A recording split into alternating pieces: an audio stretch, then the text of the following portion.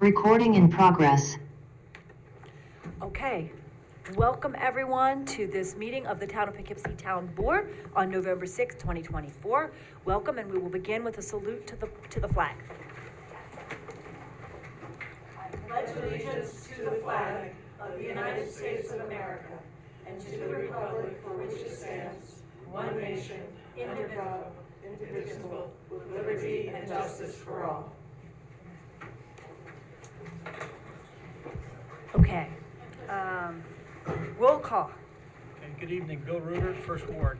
Hello, Barbara Laird, Second Ward. All right, Ann Berger is traveling this evening. Michael's phone, Fourth Ward. Good evening, Ryan Sharp, Fifth Ward. Ann Shershon, Sixth Ward.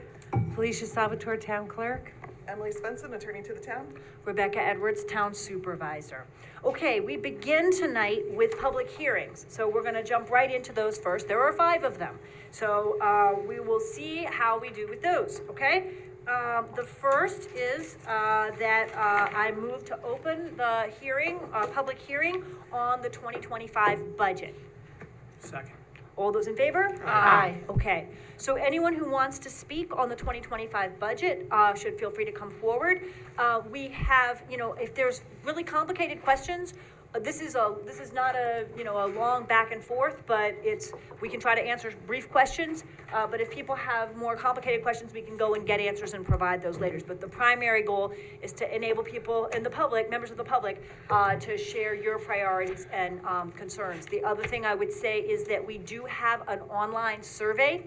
We also have printed copies of that survey at the Senior Center and at Town Hall in the Supervisor's office. So if anybody would like to talk about your budget priorities or provide feedback in that format, that's also a possibility. Okay, anyone who wants to speak? 3 minutes? Yes, come forward.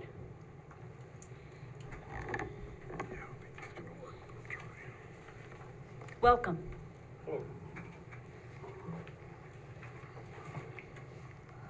Can you hear me? Yes, we can. Okay. My name is George Pop. I'm in the Fifth Ward. And I've got like 5 questions, concerns. And again, I don't know if you can answer them right now, but if not, I'll send them in an email to the board too, and maybe see what type of responses you can get. That'd be great. The first one concerns the fund balance. It looks like almost $3 million of the fund balance is being transferred to keep the budget increase under 2%. And I was wondering, how does this amount compare with the previous 2 to 3 years of actual use of the fund balance? I mean, is the fund balance use increasing from prior years? So I don't know if you have that, or if that's something you can get. I have last year's, and I could say that in Fund A and in Fund B and in water, we are drawing on the fund balance less this year than we did the prior year. I can get you the numbers on that. Okay. I can also go back a couple more years so we can look over time. Okay. All right. Next question is on the credit rating. What credit rating was used to determine the cost of borrowing in 2025? It's my understanding that the town hasn't received a 0 financial stress rating this year because of the audit not being submitted, so I don't know if that increases the cost of borrowing to the town. I don't know what criteria was used to determine the rate of borrowing and for the 25 budget. So Moody's rates us, I believe it's the Moody's that we're rated, and I believe we're only rated at times when we are in fact borrowing. But I'll check and see. Okay. But I don't think there's any impact as to the time of the audit being completed. But I'll find out. Okay. I was wondering if there's any expenses in the 2025 budget for moving the police and the courts in 2025? And if so, where would that be? I know that was a big issue over the last couple of years, what was gonna, the expense to the town for those things. So I don't know, is there money in the budget to cover those costs? And if so, what are they? And if not, why are they not being included? I mean, the short answer is they aren't there yet, because there isn't a plan yet. We are voting tonight on looking at one option for moving the police, and the cost for that would be very different from other plans. So until we have a specific plan in place, it's hard to budget for that. But I can try to send a little Okay. bit longer So answer is too. it pretty much that something is not gonna be done in 2025 at all? No, I wouldn't say that. I think if a plan emerges, it could also involve the sale of our current police building as well. So I think in terms of whether there would be borrowing and what the cost would be and when we would incur them, any property we look at, we're gonna do a 180-day due diligence period to make sure that that's a site where we would like to, that's suitable and no environmental issues or things like that. So we know there's gonna be some delay. I can't say whether we're gonna get a solution in 25 yet or not. We're gonna try. Okay. I noted that there was a budget line item of 33,314 for a legislative aid. And that's for I take it that's for the grant writer? Is that true? Is that? It's not for grant writing per se. We contract with a grant writing company, Millennium Strategies, that does the grant writing. But with an aggressive grant writing strategy, we need to do a lot more to go after those dollars in terms of prospecting, identifying internal needs, particularly related to climate smart grants and the fleet. We need to be keeping a fleet inventory, and we need to connect that to the longer term management. Really, when you get a grant, a lot of the work is involved in tracking and reporting. So Is there an amount for the grant writer in the budget? there is, it's under contracted services, I believe in the supervisor's line. I can find out. Yeah, I thought that was the legislative aid, but I was wondering is there like a number you're reaching for as far as what type of grants, the amount of grants you can get if you pay somebody X amount of dollars? Are they expected to bring in X? Is there some type of a guideline to say, if we pay you this amount of money, you're expected to bring in X amount of dollars, or no? I think it's not quite that direct, because you can't always guarantee whether you're gonna get a but- grant or not. I think it'd be more the amount that we would apply for. Right. We just got about a little under $800,000 plus some zero interest financing and a water grant. So it sort of depends the size and scale of the grants. That's probably a longer answer, but I can try to get you more numbers on that. Okay. And then the last question, as far as how the fund balance accounts are invested, are they in CDs? Are they in money markets? Or what type of funds are they invested in? What type of rates are we getting on our accounts?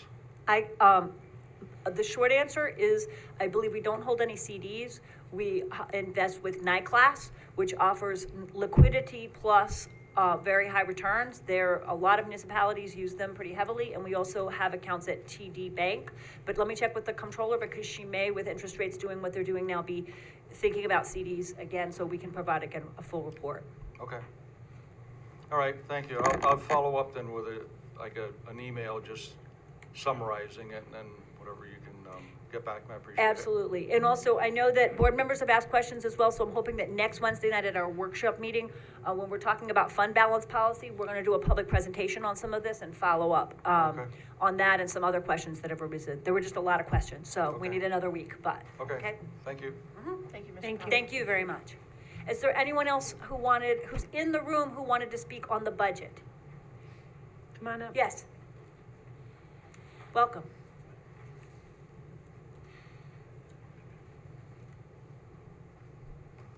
Hi, Steve Oskerly's Third Ward.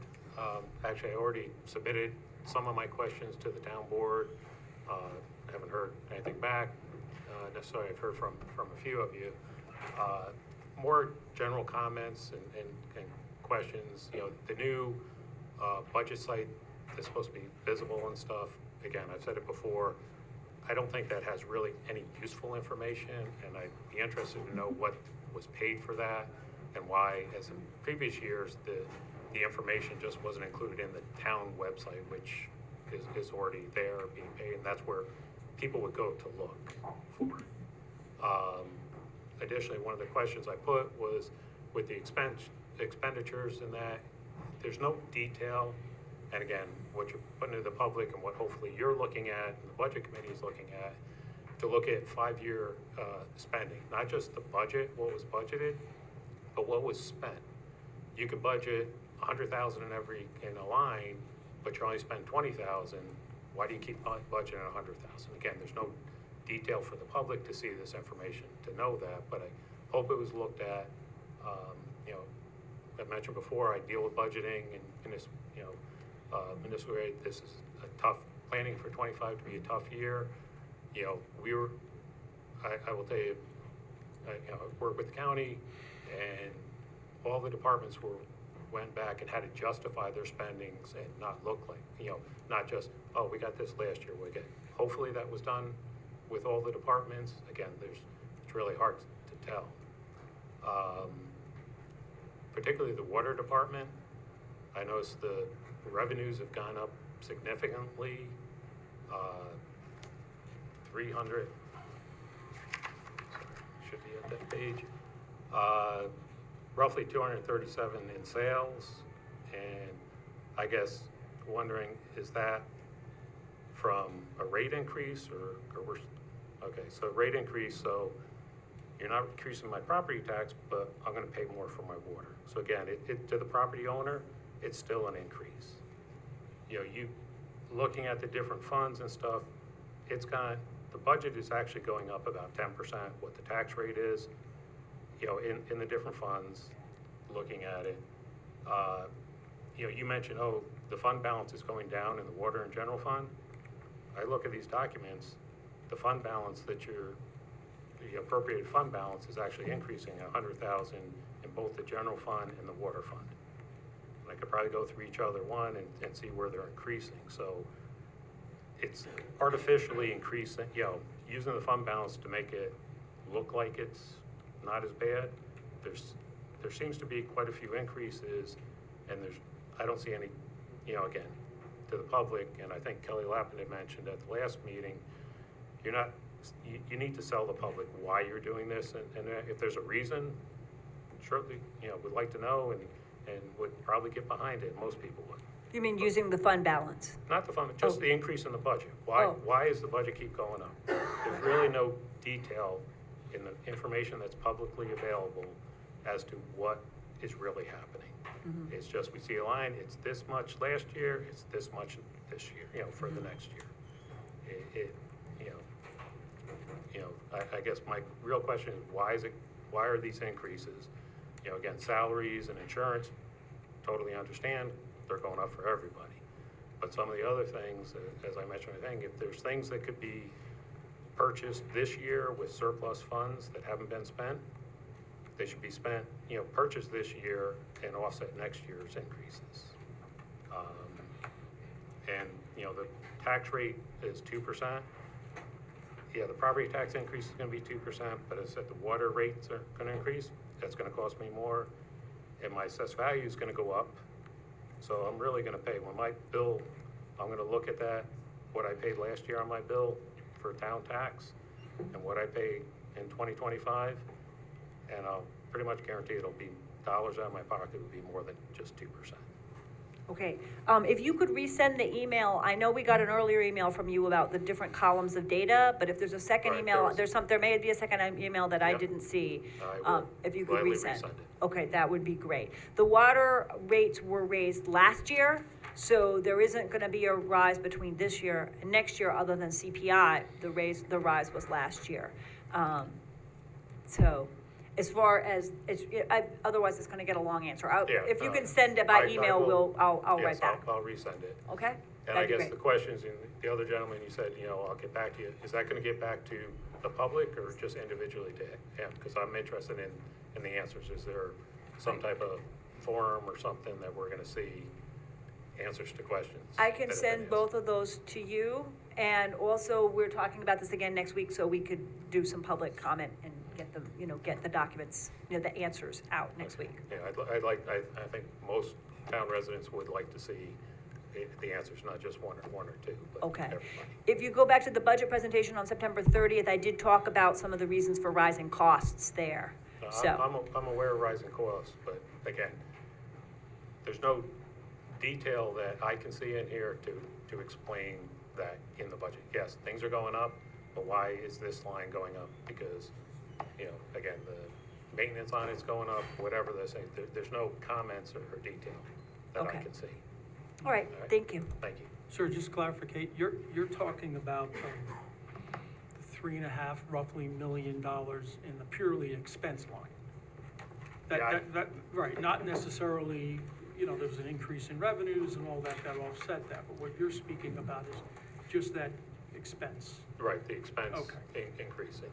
Okay. Which Because that's ex- not what the tax is going to actually be after use of fund balance and also additional revenues, but you want to know more detail of why the I wanted- expenses purely went up. Right, kind of why are the expenses, where are those, what the reasons behind those expenses? And again, on the fund balance, I don't have the full report in front of me, but I know one page, it showed, well, I'm sorry, not fund balance, but the increase in the different funds. Like the A fund was 10% or something like that. The Yeah, I think water that's fund paid- went down yeah. a certain percent, Right. those things. Yep. I think I averaged it up and I said 10, I'm sorry, it was about 5% overall. And I know the assessed value is gonna change and it's, Okay. quite honestly, it's a game. What matters to to me, and I think to all residents, is when I get that tax prop bill, I paid, I don't know, $5,000, I don't remember the exact number, last year to the town of Poughkeepsie, the line that said town of Poughkeepsie. Fortunately, I don't have a lot of the other special assessments, so it was that. Am I gonna get charged $6,000, whatever those numbers are, that's the real increase to me. Right. And now my water bill's going up, it has gone up, it's still getting more and more expensive to live in this town. Thank you very much. Is there anyone else in the room who wanted to speak about the budget? Or is there anybody on, whoops, okay, sorry, go ahead, and then we'll go online. Welcome. Thank you. My name's Larry Sheehan, Second Ward. Many of my questions were already answered by the previous two people that approached you guys. Supervisor Edwards, when the gentleman before me mentioned the 10% increase in the budget, you made a face as if it was unbelievable and it's not correct. When I do the math, I come up with just under 9% increase. Back in, Which fund? I'm sorry? Which The fund? budget. Our budget's going up almost 9% when I do the math. Now, maybe I'm wrong, maybe I'm not, but, it's quite a bit that is going up. Back in June of '23, you penned a letter to the previous town board warning the town board of the potential of a 10 to 12% increase in the budget if that ridiculous police station went through on Boardman Road. But here we sit here and again, correct me if I'm wrong, looking at almost 9% without a police department. Again, where do these expenses come in? Why are we spending so much money? We don't have a police station, and you yourself penned that letter and sent it over the internet that a 10 to 12% increase in our budget is ridiculous. Those were your words. So I think that Mr. Osterleis was saying, again, that I think total 4.9 if you go across the funds as a whole, but the funds are different. But there's not a 10% rise in spending for next year. I come up with just short of 9, but when I take the previous budget divided by the proposed budget, it's. We're gonna have to do some math then. I will do the math and we'll work it out. You have all these funds going back and forth, left and right, and nobody really knows where this money is. I go through your budget and I try to look at the acronyms and try to find descriptions of what they mean, and I'm lost. I see that a lot of the insurance goes up every year, and we expect that, but some of the medical insurance between some people in the town rise at a much higher rate than others. Is there a reason for that, or am I misinterpreting the numbers that I see? So it sometimes depends on whether someone in the department has taken the medical buyout. And then we offer two different kinds of health insurance. We offer NISHIP Empire and we offer MVP. We're looking at offering a third option this year as well. And the costs do vary depending on which insurance plan people have chosen. But isn't the buyout a separate line item in your budget? It is. Okay, so when I look at the medical insurance, there's a big discrepancy between some people in the town and others. But it That- depends that's on the the- number of people, go ahead. Yeah, but that also depended on last year, we had another plan called Excelsior that had very low rates, and the whole budget was based on certain groups of people taking that. And then at the end of the year, the low rates were not there. They really jumped up the premiums. So then we allowed people to go back to their previous health, so that's why we have huge jumps in some of the medical insurance, because we no longer have Excelsior as a possibility. Well, So for some people. the adopted budget for this year, 2024, included an expectation of considerable savings in health insurance by switching people to the to the NISHIP Excelsior plan. Right. After the budget was adopted on December 1st, the state announced a huge hike in the rates for Excelsior. So the adopted budget in 2024, which was not then adjusted, anticipated big savings in 2024 that we did not get. So you'll see a big jump in health insurance rates that has to do with that decision last year that expectation of the hope of the Excelsior rate savings that did not come to pass. So that's part of the struggle that we're having this year, is over that health insurance, readjusting after that health insurance calculation that was made last year that didn't pan out.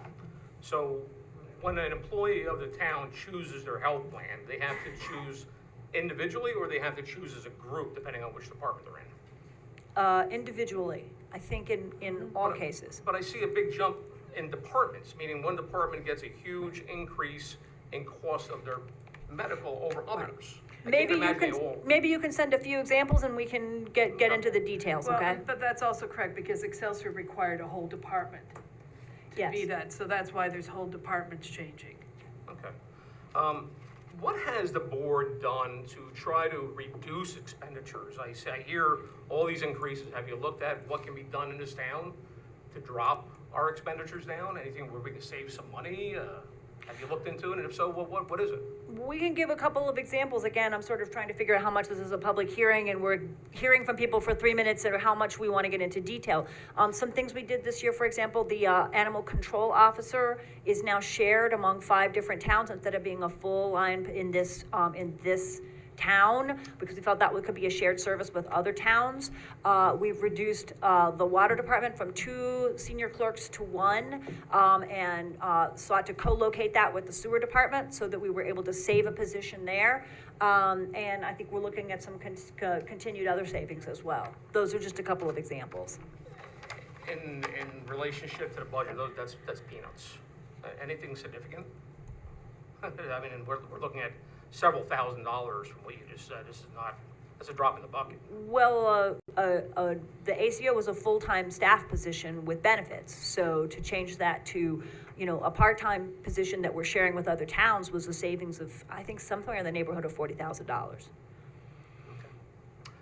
Alrighty, I thank you for your time. Thank you. I'll get my checkbook out, I guess. Anybody else who would like to speak, who's in the town, who's in the audience about the budget? And anybody online who wants to speak on the budget? Please raise your hand if you do. Yes, thank you. Okay, going once, going twice, oh, whoops, oh, Georgette. Georgette Martin, go ahead. You should be able to unmute. Yep. Oops. We can Am hear I you. unmuted? Yes. You can hear me? Welcome. Okay, thank you. Georgette Martin, Ward 4. I would like to thank the board and especially the budget committee for the time and effort they put into making this budget. I appreciate the fact that you're trying to find grants so we can have programs that will not cost us money. I appreciate that you're trying to find alternative ways to raise money, like with taxes on the hotels or motels and other such ways. I think you're all doing a great job, and I just wanted to thank you all. Thank you, Georgette. Is there anyone else who would like to speak online? If not, I move to close the public hearing on the budget. Second? Second. All those in favor? Aye. Okay, the budget committee was going to recommend, did you have any changes to recommend in the proposed, but the tentative budget, which tonight becomes the preliminary budget? We only had 2 minor changes, so we were gonna bring them up next week when we discuss everything. Okay, that sounds great, so we can have a discussion of them next Next week, week, yeah. and then make a decision on the 20th? Okay, So just All to right. be clear, the public's questions will be answered. What I've submitted, I'll get answers on before that, it'll still be included in the final budget. yes, we should have a conversation about that next week. We're having a workshop meeting next week, so we aren't taking any votes next week, but that's a good opportunity to talk about the fund balance policy and to talk about, the array of budget questions that people have raised. So, and we won't wait, we'll send email responses to people who ask questions tonight, and try to copy that to everybody, okay? But we'll then continue to discuss more next week, Do we have, all right? we have discussion after reading of the resolution, or do we want to discuss it now? I think that we start by putting the resolution on the table, right? Okay, good. Whereas Town Board Town of Poughkeepsie adopted its preliminary budget for year 2025 on October 16th, 2024, and whereas legal public hearing was posted on October 18th, 2024, published in the Poughkeepsie Journal on October 24th, 2024. Public hearing was held this evening in Town of Poughkeepsie. Resolved, Town Board of Poughkeepsie does hereby close the public hearing for the budget year 2025. That the board adopts its modifications to the preliminary budget as presented on the day of this budget committee, which shall be subject to further review before the final budget is brought to a vote. So moved. Second. Okay, any discussion? So I misspoke, we did actually adopt the preliminary budget, Yeah. on on November 6th. No, October 6th. October 16th. Today is November 6th, and today we have the potential to make any modifications we want to before adopting the final budget at the next meeting. Yeah, so the name keeps changing, but it's the same. It's the tentative budget, then the Tentative, preliminary preliminary, budget, right, all and that then the final budget. Yep, Yeah, so- the adopted budget. So Supervisor, just a few comments that on our 10/28 meeting that we had with the comptroller, what I would have liked to seen for tonight is a published report on the fund balance. So I think we're gonna get to that next meeting, but, what's in the account, what historically has it been, what is our interest rate, what are we drawing, and where are we now? So if we can get that to the public, that would be Right. great. And also, there's a couple of points, I have some more questions which you can bring up, but just to Just to report- respond to that brief, is that okay to respond, or shall I Sure. wait? Okay, Sure. there are multiple fund balances depending on the Right. different funds, right? So we'll break that down. Right, so just an idea of I think it's not clear to the public, and I know that some people recommend it, like New York State Comptroller recommends, it should be part of the document, okay? So whether we've done it in the past or not, but we kind of had this discussion that it should be, so that the public's aware. Here's what we have in our bank account, here's what we, in essence, a fund balance, what we're getting for interest, what historically has it been, what this drawdown is gonna be this year, and where are we? So I think that's important to bring out in a document, and that is part of, we're working on a fund balance policy, which the one we have is sort of a basic policy, I would say, so we could and we're working with supervisor to adopt a more robust policy. And just a report on the contracted services that we were gonna get to, as far as, I think that's important to the public, across all budgets. We were we were talking about an answer to that, so as far as what we're doing in each one of these contracted service accounts, okay? Did I do something wrong here, or we're okay? No, they were asking, they can't really hear in the back. In the back, no one's able to hear? Okay, so we'll try to speak up a little louder or get closer to our microphones. Every It is time I volume bend only over, controls the the Zoom. chair moves out, so I have Yeah, to grab we- onto we something. kinda have to We lean need way over, handles yeah. here. So, just for the public, an understanding of what the contract services line is overall, across all budgets. What accounts do we have? And then publishing the fund balance account in a report, which says, here's what we have in a bank account, here's how much interest we have, here's what we had the end of last year, here's what we're drawing down, and here's where we're gonna be as a result of what we use for this proposed budget. So those are the two things that we talked about in our October 28th meeting, which I would like to have included. Okay, great. Okay? All right. Good. Any other further discussion? Okay, then, I think that since the Budget Committee is holding off on any, proposed changes, then we, bring this to a vote. All those in favor? Aye. Aye. Any opposed? Any abstentions? All right, the resolution passes 6-0. All right, that takes us to the second public hearing. I move that we go into a public hearing for a special use permit application from Best Buds. This is a public hearing for public comment on this proposed dispensary at 4 Taft Avenue in the town of Poughkeepsie. So moved. Second. All those in favor? Aye. We need a second. I think Mike seconded. Oh, he did? I didn't hear him. Mike seconded. Ryan second. Did you, Ryan? Oh, Ryan seconded. My Ryan apologies. seconded. Okay, Ryan Not seconded. used to his voice. Okay. So then the public hearing is open for anyone who might like to speak about the special use permit application from Best Buds for Taft Avenue. Is there anyone in the room first who wanted to speak to that? We have someone online.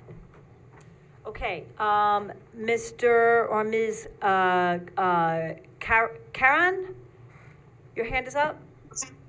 Yes, hi, how Hi. are you? How are you? Welcome. Thank you. I'm near Kingswood Drive and I'm an attorney, and in my opinion, I feel like this gives folks an opportunity to purchase safely on South Road. I saw that there was another approved location, but it has no license. Either way, I feel like this would give the community additional options and keep prices competitive. Okay, thank you. Also- Excuse me, I'm sorry, are you speaking to the one that's on South Road or the one that's on Taft Avenue? We're doing the public hearing on This one, we Taft. have two tonight, which is very confusing. This one's the one on Taft Avenue. Oh, I'm sorry. That's okay. My mistake. We can come back to you in just a minute, all right? Because that's next. Thank you. And Frank has a hand up. Yes, Madam Supervisor, thank you. This is Frank Rettel. I'm the project manager for Video Treats, who owns that plaza. Just to be technical, the address of the plaza is 4-10. The specific address for this dispensary would be 6 Taft Avenue, not 4 Taft Avenue. That's the Okay. only comment I wanted to make, just to make things specific. Okay, we will correct that and in the documents for tonight and make sure we get it right. Thank you very much. Is there anyone else who wants to speak about this dispensary, and then we'll move on to the other one? Seeing no further comment, I move that we close the public hearing. Second. Oh, second. All those in favor? Aye. Any opposed? All right, then we move to vote on the resolution after having heard public comment on this. Okay, before I read it, can I just make a friendly amendment, as Mr. Rettel said, to change 4 Taft Avenue to 6 Taft Avenue? Yes, I think that's a correction, yes. Thanks. This is a special use permit application from Best Buds of New York for a cannabis retail dispensary located at 6 Taft Avenue in town of Poughkeepsie. It's pursuant to Chapter 210-61 of the town zoning code, and it's subject to a special use permit and a site plan review from the planning board in the ATC district. This is a type 2 action pursuant to seeker and therefore requires no further environmental review. And we had our hearing today, November 6th, 7 p.m. And all who wish to speak were heard. So on today, right? Nope, this particular one was 11-4. Oh, on November 4th, thank you. The Dutchess County Department of Planning and Development, pursuant to General Municipal Law, Chapter 239-M, advised that the granting of the special use permit is a matter of local concern. And we posted the public hearing on October 18th, and we published it in the Journal, Poughkeepsie Journal, October 24th. Granting this special use permit will be conditioned on the applicant obtaining site plan approval from the planning board and obtaining a cannabis retail dispensary license from New York State Office of Cannabis Management. The board has determined that upon obtaining the site plan approval from the planning board and the license from New York State, this special use permit will satisfy all of the requirements for a cannabis retail dispensary, as well as the general provisions and performance standards for special use permits of the town zoning code. Now therefore, be it resolved that the town board hereby grants this requested special use permit to Best Buds of New York Dispensary for a cannabis retail dispensary at 6 Taft Avenue, subject to the conditions described above. And be it further resolved that the special use permit is further conditioned on the permittee obtaining and maintaining all required state and local licenses and/or permits and complying with all applicable state and local public health regulations and all other applicable laws, rules, and regulations at all times. So moved. Second. All right, is there any discussion of the resolution? The Arlington bid is aware of this. They don't see any problems with it. It seems to be a really good location for a cannabis shop. It's right next to Domino's, so. I believe members of the Arlington bid came and spoke unanimously, said that they were unanimously in favor. Yes. At a meeting last year, right? Okay. Yes, so. Any further discussion? Okay. May I just, oh, sorry. Were you gonna say something? Go ahead. I just wanted to make sure everyone's aware of the criteria for special use permits. I know we've talked about it before with other types of, there are only a couple types of special use permits that come to the town board instead of the planning board. But it is for the town board to decide whether by issuing a special use permit that there will not be a detrimental effect on other uses within the district, whether the use will be in harmony with the orderly development of the district, that all structures, equipment, and materials are accessible for fire and police protection, and that other requirements of the district are satisfied, and that there aren't any negative effects on the public health, safety, and welfare of the town or that area. So that's what the board is deciding in making, just pointing it out because we have other special use permits also. Right, thank you. That's very helpful to review the criteria for these SUPs. It's great. Thank you. Board Member Reuter. Sure, thank you. So, yeah, I'm a bit concerned with this. I'm a free market person, but however, you know, I think in this case, there's, based upon the applicant's, the details in the application with the volume, there could be an impact on the traffic in that area, parking. It is within the limit, but it's close to schools. You know, and I'm a bit concerned with the walkability from the schools and the activity in the parking lot. And generally overall, reconsidering the health impacts of approving this, because I'm referencing some recent articles and some recent occurrences where children are becoming, because of the high THC content, because of the high, you know, availability, becoming addicted to this types of substances. And I know the New York Times put an article out in October detailing a lot of this. So I'm concerned about those aspects of it. So I'd like to speak, you know, given that you raised those concerns about what I see as the sort of larger situation here. I think that it's not that we have no cannabis in the town of Poughkeepsie and we're proposing to introduce it, but rather there's a lot of cannabis circulating illegally now. And that, well, I'm almost 60 and I don't remember living ever in a time or place where there wasn't some cannabis circulating somewhere. But certainly since other states near us began to legalize, and then since New York legalized, there's a lot more cannabis. And New York has left us in limbo because they legalized cannabis, but they didn't get licensing. They botched the licensing processes. We've been in limbo for several years. Currently, there are no legal dispensaries open in the town of Poughkeepsie. But what we are seeing is gas stations and smoke shops and places like that, sometimes selling under the counter. That cannabis is unregulated. It can be very high content, and a greatest concern is that we don't have any control over who gets it, right? We are dependent on that gas station owner or whoever it may be who is selling under the counter illegally to not sell to a 6-year-old. And that's a really dangerous situation. So we're doing two things. Later tonight, we are voting on a nuisance law. The goal of that nuisance law is to give us better, we've been working with Chief Cavalier and the town police on a stronger law to enable us to shut down illegal operations.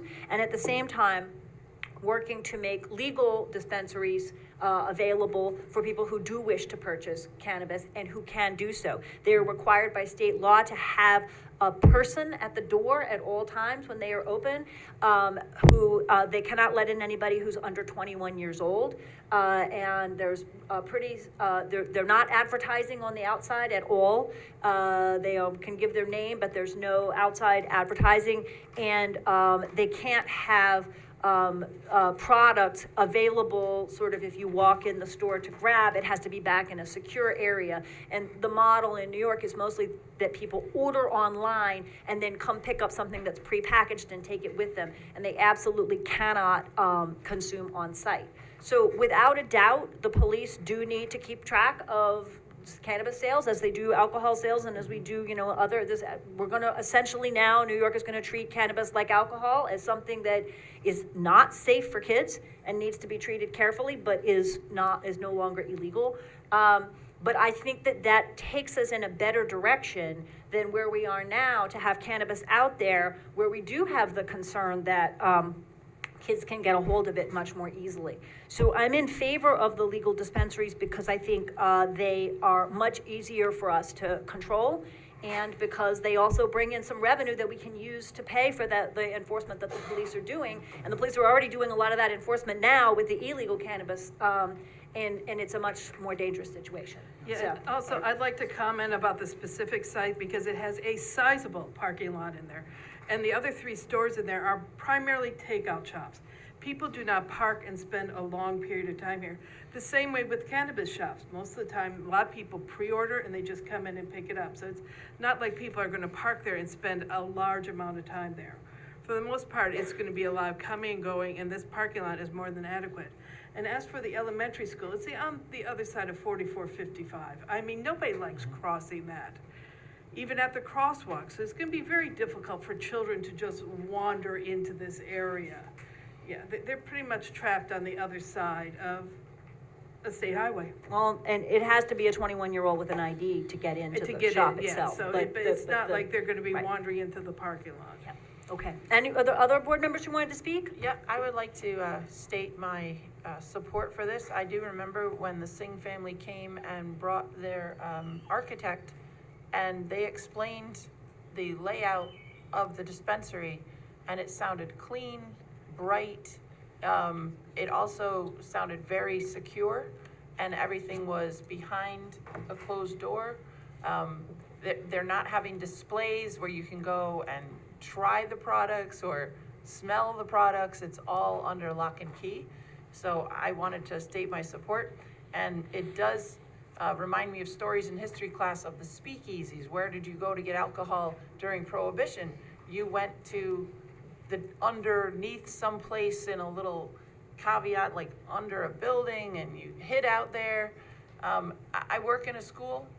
I work in Newburgh High School, and there's a lot of cannabis in the air, in the hallways. And how are these kids getting it? They're not getting it at Cure Leaf across the street, across from the diner, Alexis Diner. They're not going to the medicinal places. They're getting it from their friends, and they're getting it from the bodegas. So I just wanted to state my support, and also, I love the name. It's very nice. Well, The other- yeah. I agree, Supervisor, this is not, the marijuana that your father our parents used to grow. Okay, this is very strong. And that's my concern, is that it's, a high THC content. They're very, chemically altered to be able to do that. They're very strong substances. So, that's of concern. And then the availability of, I still think there's a traffic impact. And the parking lot is 59 spots, and by your own admission, it's 80 people a day coming in and out of there. Yeah, but So not, I do think that there's some traffic concerns there. So. but it's Thank you. not 80 people at one time, though. It's throughout the whole day, so I think they I come and they understand go. I understand, yeah, but there's 4 other shops there, and it's a volume, so that's my concern. Okay. Any further comments from the board members? I think everybody made it good. I do have some issues with it being in the plaza and near the school. I did receive some calls with neighborhood people that don't really, are not happy with it. Originally, I thought, I could go and support this, but with, it being so close to school, I am concerned about it. I'm not really concerned about the traffic so much as, but I am concerned with the content, being close to the school. Cannabis and the high THC has led to a lot of long-term effects for psychotic hallucinations. I've talked to people in the ERs at both hospitals, and I do have a concern about it. So I can't give my support to this, but I'm happy to vote on it tonight. Okay. I just want to say again, I think that the very high content, very high THC content is what's being sold illegally under the counter because it's not regulated as to its, or a lot of people are buying things and it's not clear what the content is. Whereas in the legal shops, you do have to state clearly what the content is.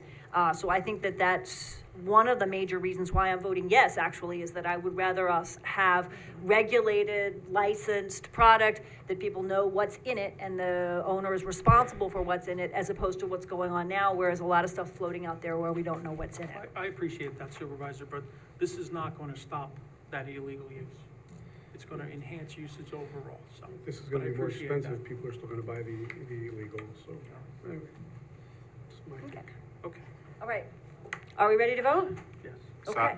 I'll yeah. just say this almost finally. I think what we've discussed is the safe use of how the safety of dispensaries, location, etc. And I know there's some concern among residents generally about the location.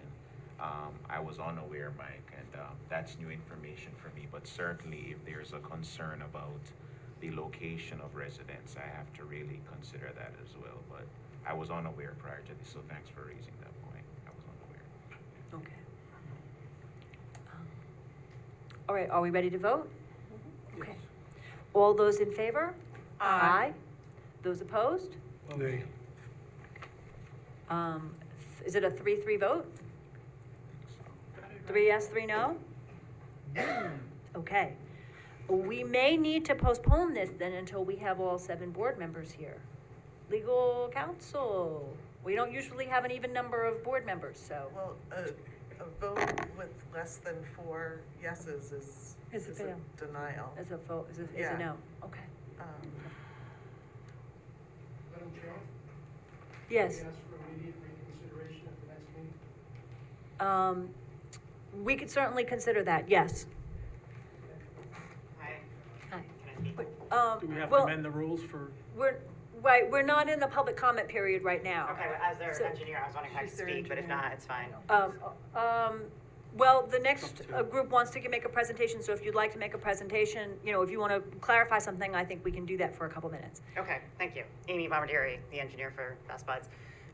The parking it's adequate. I ran the numbers. The average daily traffic flow is 80 cars or patrons a day, but it's not, as board member Sershin pointed out, it's not all at once, and there's plenty of parking spaces there. That's not an issue. Anytime you have an impact of less than 100 cars, it's not required that you look at it as an environmental impact beyond Okay. that. We wouldn't have to provide a traffic study.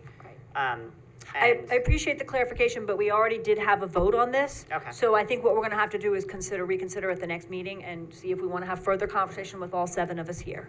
Okay? So it'll be on the next, So it would be on the November 20th agenda, if that's the way we forward from a public hearing? Well, Or do we need to- close the hearing, so we're gonna need to, Vote to reconsider? well, we Well, had. that would have to be brought up by a member of the board that's not here. Right, So to have a the council person that's reconsideration. not here would have to bring it up and ask to be put back on the agenda. Yeah, Okay.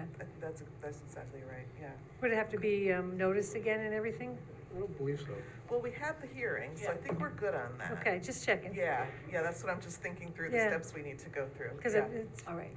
very rare that we have a 3-3. So the only way that we can bring this back is by having the board member who was not here tonight request that it be returned to the agenda. Let me check the rules in case we have something in our town board rules, but we'll make sure we figure that out before the next meeting. Okay, and we will let everyone know, okay? so if we have to make a new application, we can do that as well, if that would be another way to. Yeah. Well, I think we should. I think procedurally, we need to have, I think we voted. I think it's a no vote for tonight because it's a 3-3. And what we need to do is figure out procedurally whether and how we could reconsider with all 7 board members here, and revisit. Okay, so we'll have to just let the applicants And know. we would let you know. Thank you. Okay, thank you very much, okay? All right, we move on to the Just on a point of information, yes. is it possible to withdraw the motion to close the hearing and keep the hearing open? So we did close the hearing already, I think. But if it comes up at a future meeting, there is always a period at the beginning of every meeting where members of the public can speak for 3 minutes on anything on the agenda. So the effect is the same, that you could still come and speak to something that was on the agenda again, okay? Thank you. The question was on a point of information as to whether there would be additional public comment available. So, okay, all right, so resolution number 3. Resolution Well, number I'm 3. sorry, we need to open the public hearing first, right? Yes. So I move to open the public hearing on the special use permit for Serenity Green for a dispensary at 2245 South Road in the town of Poughkeepsie. So moved. Second. All those in favor? Aye. Okay, so the public hearing is open for anyone who would like to speak. And I believe, yes, Ms. Cran first was gonna speak, and then, we've got several people online. Do the folks online mind if we take the person who's here in person first, and then we'll cycle to Zoom in just 1 second, okay? Welcome. Welcome. Thank you all for being here tonight. My name is Chris Algazine. I live at 3 Sherwood Lane in Poughkeepsie, New York. My comments are regarding the currently vacant eyesore of a commercial building, formerly the home of Umberto's and a car wash on Route 9 and Southgate Drive.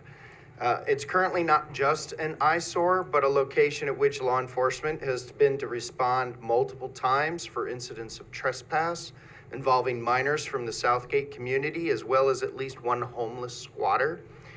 I believe that's not what our town is about. I believe the town has before it a proposal from 2 young, energetic professionals. One is a Marist graduate, a former student of mine, who along with his father and his support and guidance, who himself is a respected business leader here in our community, they have a proposal before you to repair, repurpose, and beautify this building. That proposal is a well-designed and thoughtful proposal, and Madam Chairman, if I may say, you spoke eloquently about the matter for the other dispensary that's being proposed.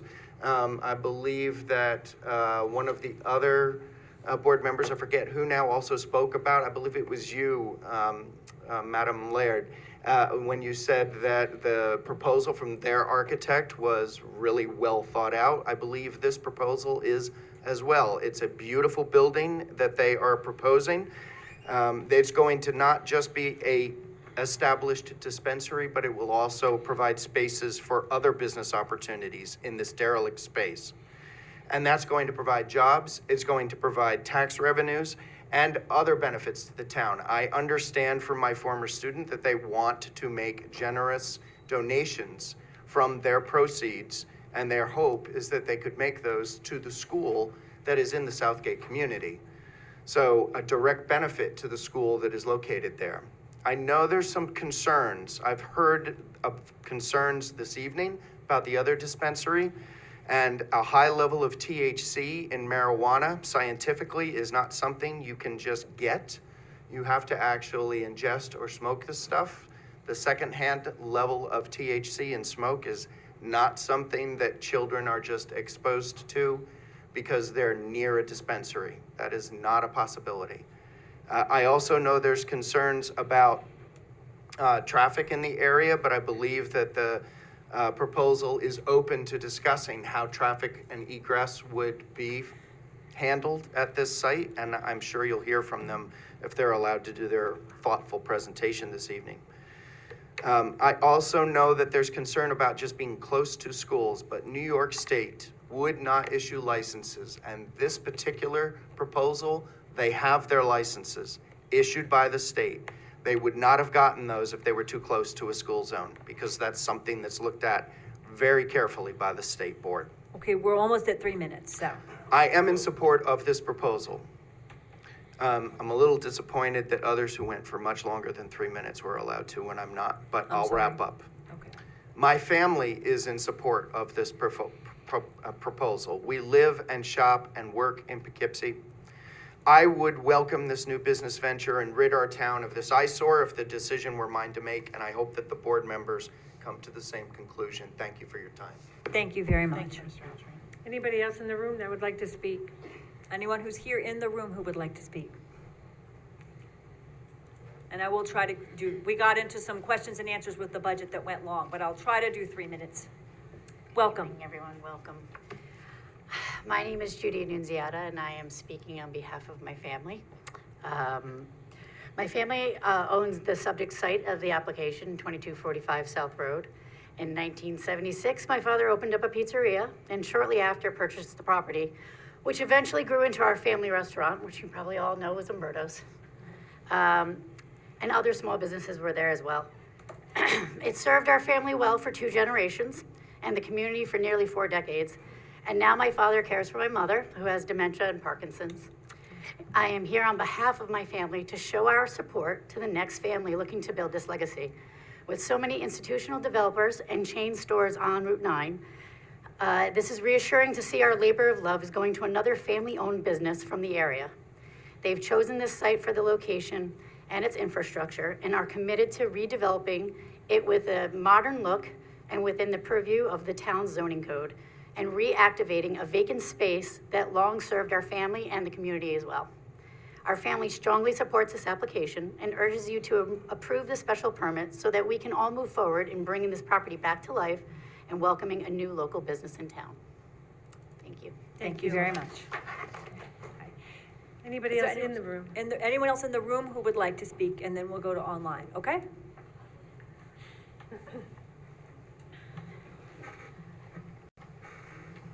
Welcome. Hey, good evening, everyone. Good evening. My name is Namjeet. I live right off Anthony Drive, off of South Road, and I'm here to discuss the proposed cannabis dispensary on 2245 South Road. Oh, could you get a little closer to the yeah, sure. mic? Thank Sorry. you very much. Then everyone can hear. Yep, I'm here to discuss the proposed cannabis dispensary on 2245 South Road. As someone who indulges in the product and been to multiple dispensaries, I highly support a safe and secure way to purchasing cannabis.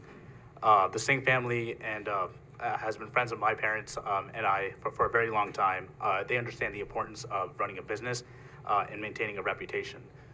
This business will not only create jobs for the town of Poughkeepsie, but also, their family is a true supporter and would be an asset for the town. I'm thrilled to hear about a new development finally happening to a location that's been shut down for years.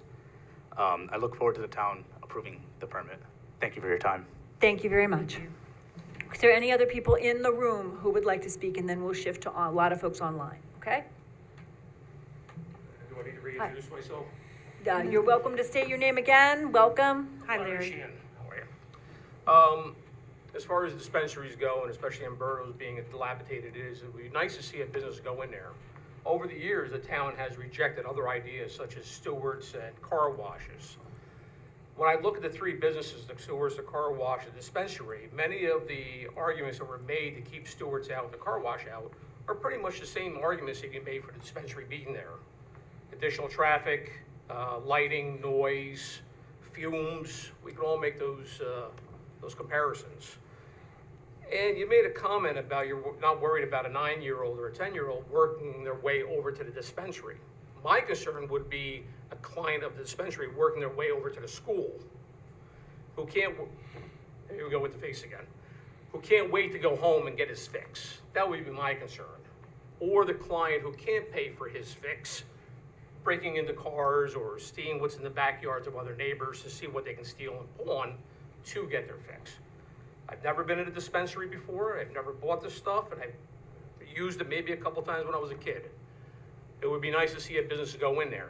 But the concerns that the residents of Southgate had between Stewart's and the car wash, I don't see much of a difference between the dispensary and the other 2 businesses, which I believe, not your current administrator, but the previous, turned down. Again, we got traffic, fumes, people, noise, lights, the whole thing. What's the difference? I'm not saying don't put a dispensary there. I'm not saying do put a dispensary there, but what is the difference between those three businesses? And again, my problem would be the client working his way over to the schoolyard, not the other way around. Okay, Thank you for your time. thank you very much. Okay, then I think that we move on, oh no, come forward. Welcome. So my name is Gurinder Mander. So I'm here to support this dispensary on South Road. So I think it will benefit in different areas, like it will create more jobs. And also it's a more regulated system of selling this stuff in the dispensary. So that will also decrease the crime too, and also the black market too. So also it will, same time, it will generate tax revenue, sales tax. And also if there's a concern about traffic increase, I think that will benefit other businesses too.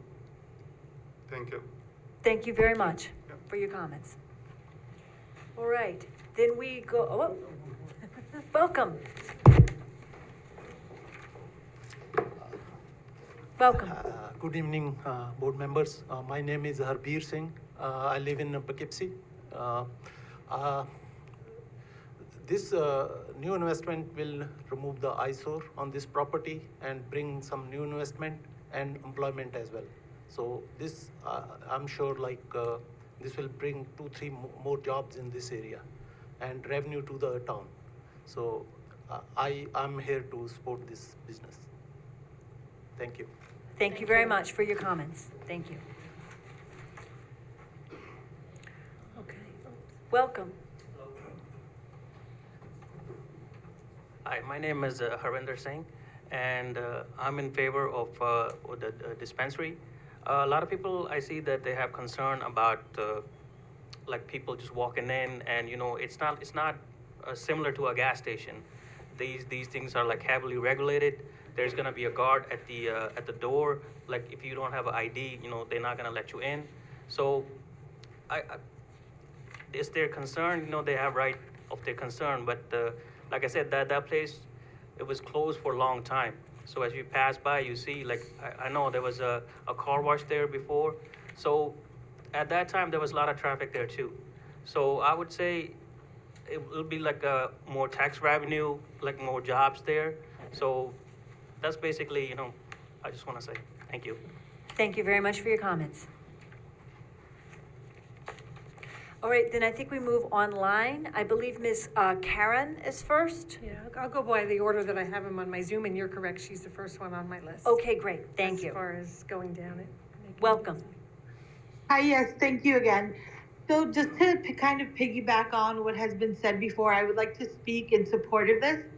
And someone mentioned that the gentleman, a couple of people before me mentioned that they're worried about the client going and taking this to schools. And I just want to say that this would actually kind of, if someone's going to sell marijuana to schools, they'll do it anyway. This will make it, something that's going to be done in a criminal manner. This will regulate it. This will help to make sure that if anyone tries to sell marijuana to the school or give it to kids, there will be a trail. If they buy it in a bodega, no one's going to know where they bought it. But here, at least, it's turning criminal activity into something that is legal. It'll help regulate it. And I feel like it'll reduce crime, and it'll give people a way to safely purchase marijuana, which they could get from somewhere else, and it could be mixed with who knows what. So I feel like that argument, if someone's going to get their fix, they're going to get their fix. If they're going to sell it to kids, they're going to do it. At least in this way, those criminals can get caught. And I also want to agree that I feel like this will boost revenue, and it'll help the town economically. So I just want to speak in support of it. Thank you very much for your comments. Thank you. Michelle. Michelle, welcome. Hello? Hi, I'm sorry. yes, that's okay. Good evening. Good evening. My name is Michelle. I am a resident in the Nassau neighborhood. I had come to the last meeting to voice my disagreement with the opening of the dispensary on Route 9. There are far more better choices to set up an establishment such as this. I know there's a permit pending up by where the old TJ Maxx is in a shopping plaza. We are a residential neighborhood. The dispensary would be within I believe 100 feet of a residential property with children. I'm concerned about what the dispensary would mean for the resale value of my home. Families may not want to purchase a property that is near a marijuana dispensary. There are many other places and choices in Beacon and Wappingers. Fully support the legalized use of marijuana. I do not believe it is suited to be in a residential neighborhood. There are many other businesses that would be more community oriented and better support our children with things that they need than having a marijuana dispensary. As some other residents have mentioned, there could be an increase in other types of crime if someone is either unable to pay for their marijuana, or if they are then, I know they can't consume it on the property, but there are many other places within the community, several parks and things of that nature where they can, whether it's legal or not legal. There's just many other businesses that would be better suited than this dispensary. And I hope that the board will consider some of the other locations that are much more appropriate for such a business rather than the entrance into a major residential subdivision and school. Thank you so much. Thank you very much. Sharon? Hi everyone, my name is Sharon and I'm a physician in the community. So I just wanted to put out my perspective on this as a physician. So cannabis has been long known to have its therapeutic properties. You know, it helps manages chronic pain, anxiety, depression. And for many of our patients, traditional pharmaceuticals, they come with a host of side effects, which leads us to challenges in adherence and overall quality of the patient's life. So cannabis is like a viable alternative that can reduce the reliance on such opioids. And we all have heard about the opioids crisis recently everywhere, basically, and also other medications. So ultimately, in my opinion, is going to lower the rates of addiction and overdose. And furthermore, access to a regulated dispensary ensures that our patients are receiving safe, tested, and consistent products, which has been said multiple times during this meeting. This is crucial in the landscape where unregulated substances pose such serious health risks. And a local dispensary, not only does it sell the cannabis products, but it also offers like education on responsible use, helping people make informed choices about their health. And needless to say, the economic benefits of the cannabis dispensary are also noteworthy, creating jobs, stimulating local businesses, generating good tax revenue, which can further be reinvested into our community's health initiatives, which are much needed, and public services. So I think we need to move forward, and we need to foster an environment of acceptance and understanding surrounding this cannabis use, because it's approved, it's in many states, and it's here to stay. And we need to reduce the stigma and encourage open conversations about mental health and pain management. So this cultural shift is very, very important in creating a supportive community where individuals feel that they have safe way to seek help. So basically, I'm all in favor of it, and I encourage everyone to vote in the favor of it as well. Thank you. Thank you very much. Neil? Hi, good evening. My name is Neil. I'm just dialing in to express my support for the project. The building is an eyesore. It really needs to be updated. I feel like it would bring more businesses, create more jobs, tax revenue, and this project will definitely give the opportunity to purchase cannabis legally. As a user, it's much more safer. It helps regulate the THC content and what people are getting, from other places in the black market. I think this is a great opportunity for the town, and for medical purposes, helps a lot to lower anxiety, chronic pain. I just think it's a great project overall and definitely supported. Have a nice day. Thank you very much for your comments. Desi? I don't know if I said that Deshi? correct. Good evening, everybody. My name is Deshi. I just wanted to also dial in to voice my agreement. I just wanted to say that all the prior statements are very valid that have come before mine. Opening a cannabis dispensary in our community would bring many positive things, including economic and social benefits. It would create new jobs, it would generate tax revenue, and that could fund local services. It would attract responsible adult consumers seeking a safe and regulated environment. And with proper oversight, the dispensary could help reduce the illegal cannabis market. It'll offer a controlled, transparent alternative. So therefore, I would like to urge, please vote yes today. Thank you. Thank you very much. R.K. Baines, Welcome. not sure if that's a full name. or- Mr. Baines, Hi. Ms. Baines? Yes, hi, can Hi. you hear me? We can, yes. Okay. Hi, thank you for the opportunity to speak here. I work at the Vassar Hospital and I saw that this was on the agenda through a friend and I wanted to show my support for the project. I really did like the old restaurant that was there and I was upset when it got shut down, but I do think that this would allow the site to kind of be updated and be developed and not just kind of be an empty building open to squatters or loitering. I think that it would be a positive jump for the community, and I know that there's a lot of other people in the area that support this too. So I would really like to see this project to go through, and I would encourage the board to vote yes on this. Thank you. Thank you very much. Karina?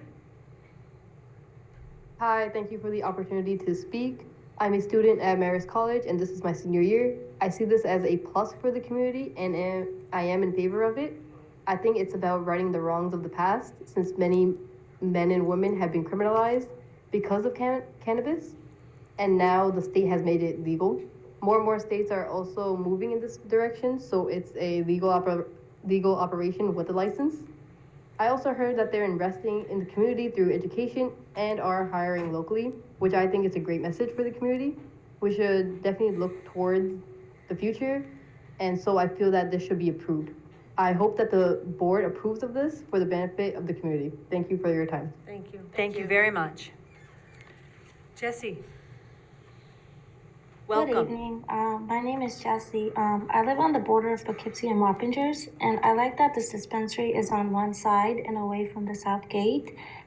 It's really only visible from the highway, so this will also give a much needed facelift to the property. It's falling apart, so I support this for the community, and I hope that the board approves this today. Thank you. Thank you very much. Thank you. And Manjeet's iPhone? Manjeet, welcome. Can you unmute yourself to speak? Yes. There we go. Hi everyone. I live near Vassar College. I like the entire message. I'm a big supporter of cannabis and the positive benefits it brings. I don't see any complications with schools or daycares. Liquor stores and beer are all nearby, and that hasn't been an issue. Grocery stores sell beer. Children are not allowed to buy those products, so really unsure how this legal business would negatively impact children. It's a business for adults, and adults will enter and buy what they want. So let's let adults be adults and make those choices. Please approve this, as it would be a great plus for the community. Thank you. Thank you very much. You're welcome. Melissa? Hi, good night, good evening all. I live near Anthony Drive. I heard the presentation and I fully support it. I like that we're local and the property is being sold to local residents. And that also being a local business, I definitely like their story. Moreover, I like how they're going to be present within the community and donate to local causes. I think that's admirable. I support them and I hope that the board votes yes on it. Thank you very much. Jonathan K. Hi all, Welcome. my name is Jonathan and I live in Hudson Row. Multiple points have been mentioned, so I'll mention my own. I had a close relative who got charged because of marijuana possession a few years back. I believe that it was wrong, and so this would be a great way for the state of New York to help correct the injustice of the past. I hope we can move forward as a community and realize that, cannabis is here to stay. It's not really going anywhere. More and more stores will open up, and that's a good thing. That means competition, and competition means competitive prices and more jobs available for hire, which could help citizens, keep off the streets. We should embrace that. Yeah, it also stops young people from purchasing, from illegal stores and illicit products that can harm them drastically, and more importantly, not knowing where they are coming from and potentially being laced with like deadly substances. I want to see this on South Road, and I hope the town board approves of this. Thank you. Thank you very much. All right, I think, Mohammed, welcome. Do you have a way to speak? I don't see a microphone, but let's see what happens. Yeah, you do. He's connecting now. Okay, good. Okay. Good evening. Hello, good evening. Go right ahead. Good evening. We can hear you. Can you guys hear me correctly? We can. Okay.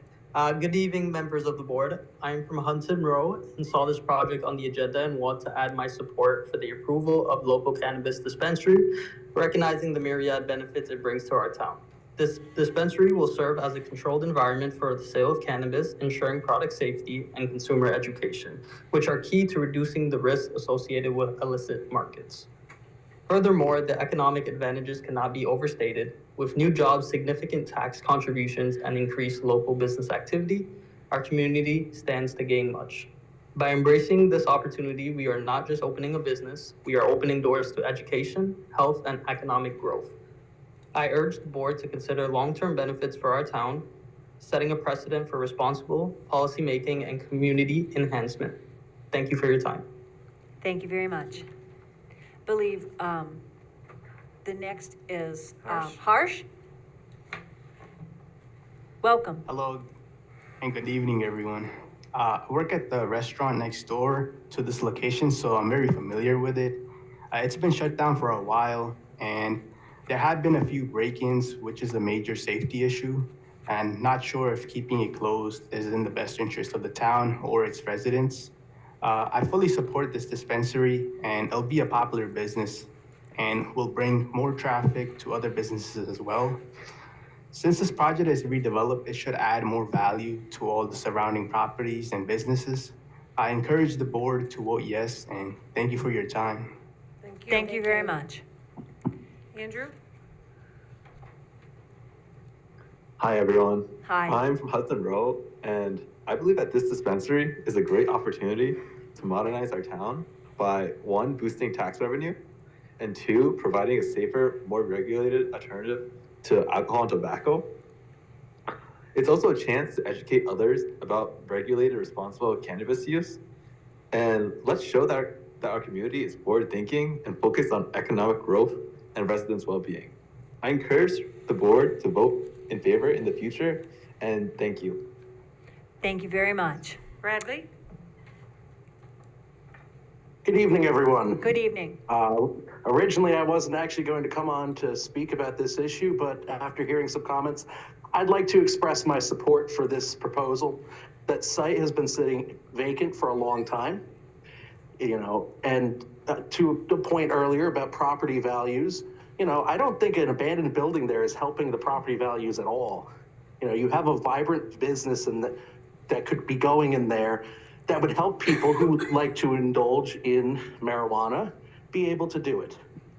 And to those who are worried about the crowd around a dispensary, I suggest visiting another one in the area and look at how secure it is, between having a security guard in the front, checking IDs, and making sure that everything is under lock and key until it is purchased.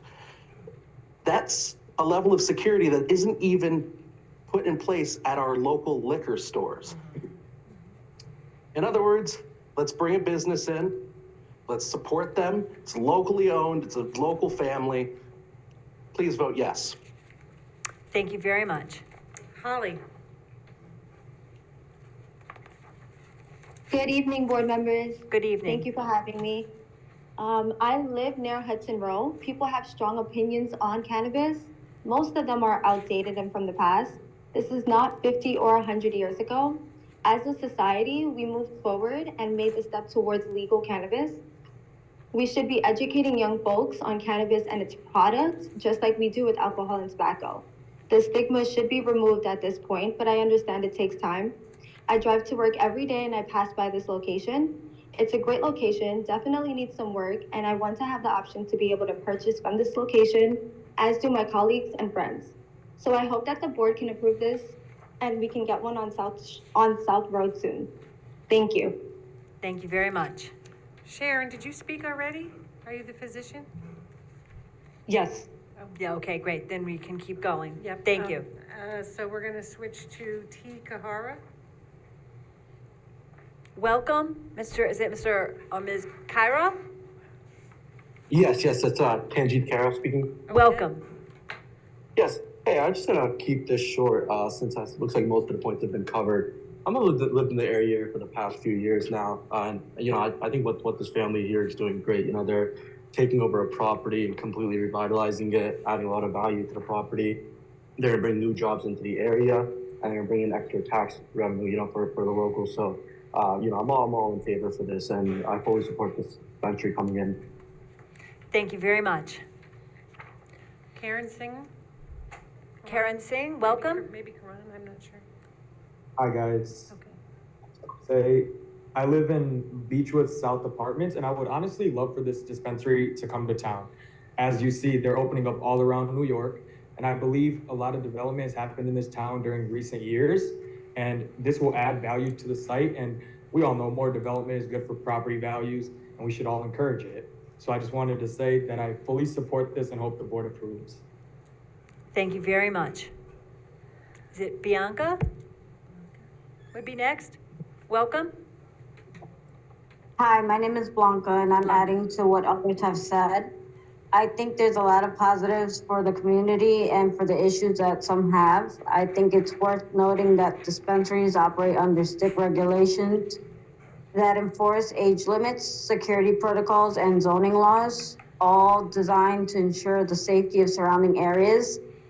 These regulations require extensive security measurements and as a presentation have noticed, they have strict security to prevent any access to minors. So I don't see how that will impact the community in a negative way if security is so tight. So in my opinion, based on everything I've heard, I'm in support of it. And I was on the fence at first, but now I'd let the board know my vote is yes on this. Thank you. Thank you very much. The next would be Larry. Welcome.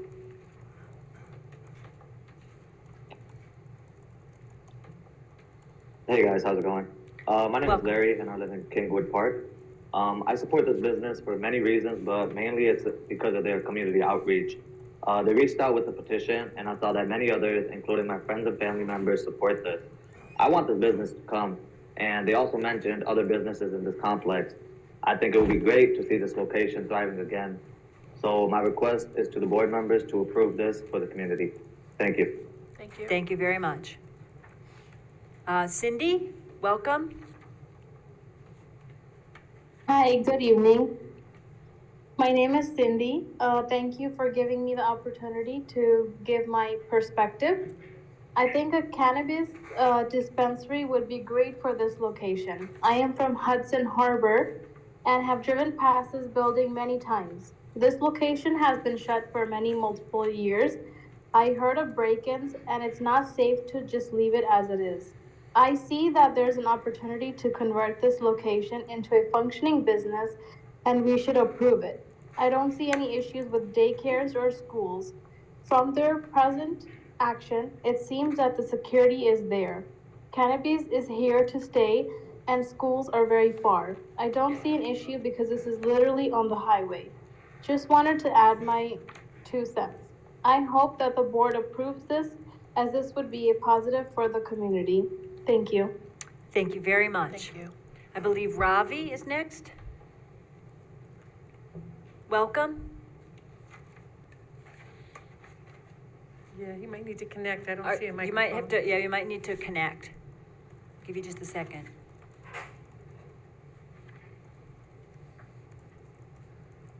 Give you another minute, Ravi. Are you able to connect? While we're waiting, I believe that there was an update to the presentation that was made on this before that the developers wished to make for a couple of minutes. Is that correct? Is the architect here? Okay. Ravi, were you able to connect to sound? No. Okay, we can try to come back. Okay, so a couple of minutes to give us any updates you might have on the plan.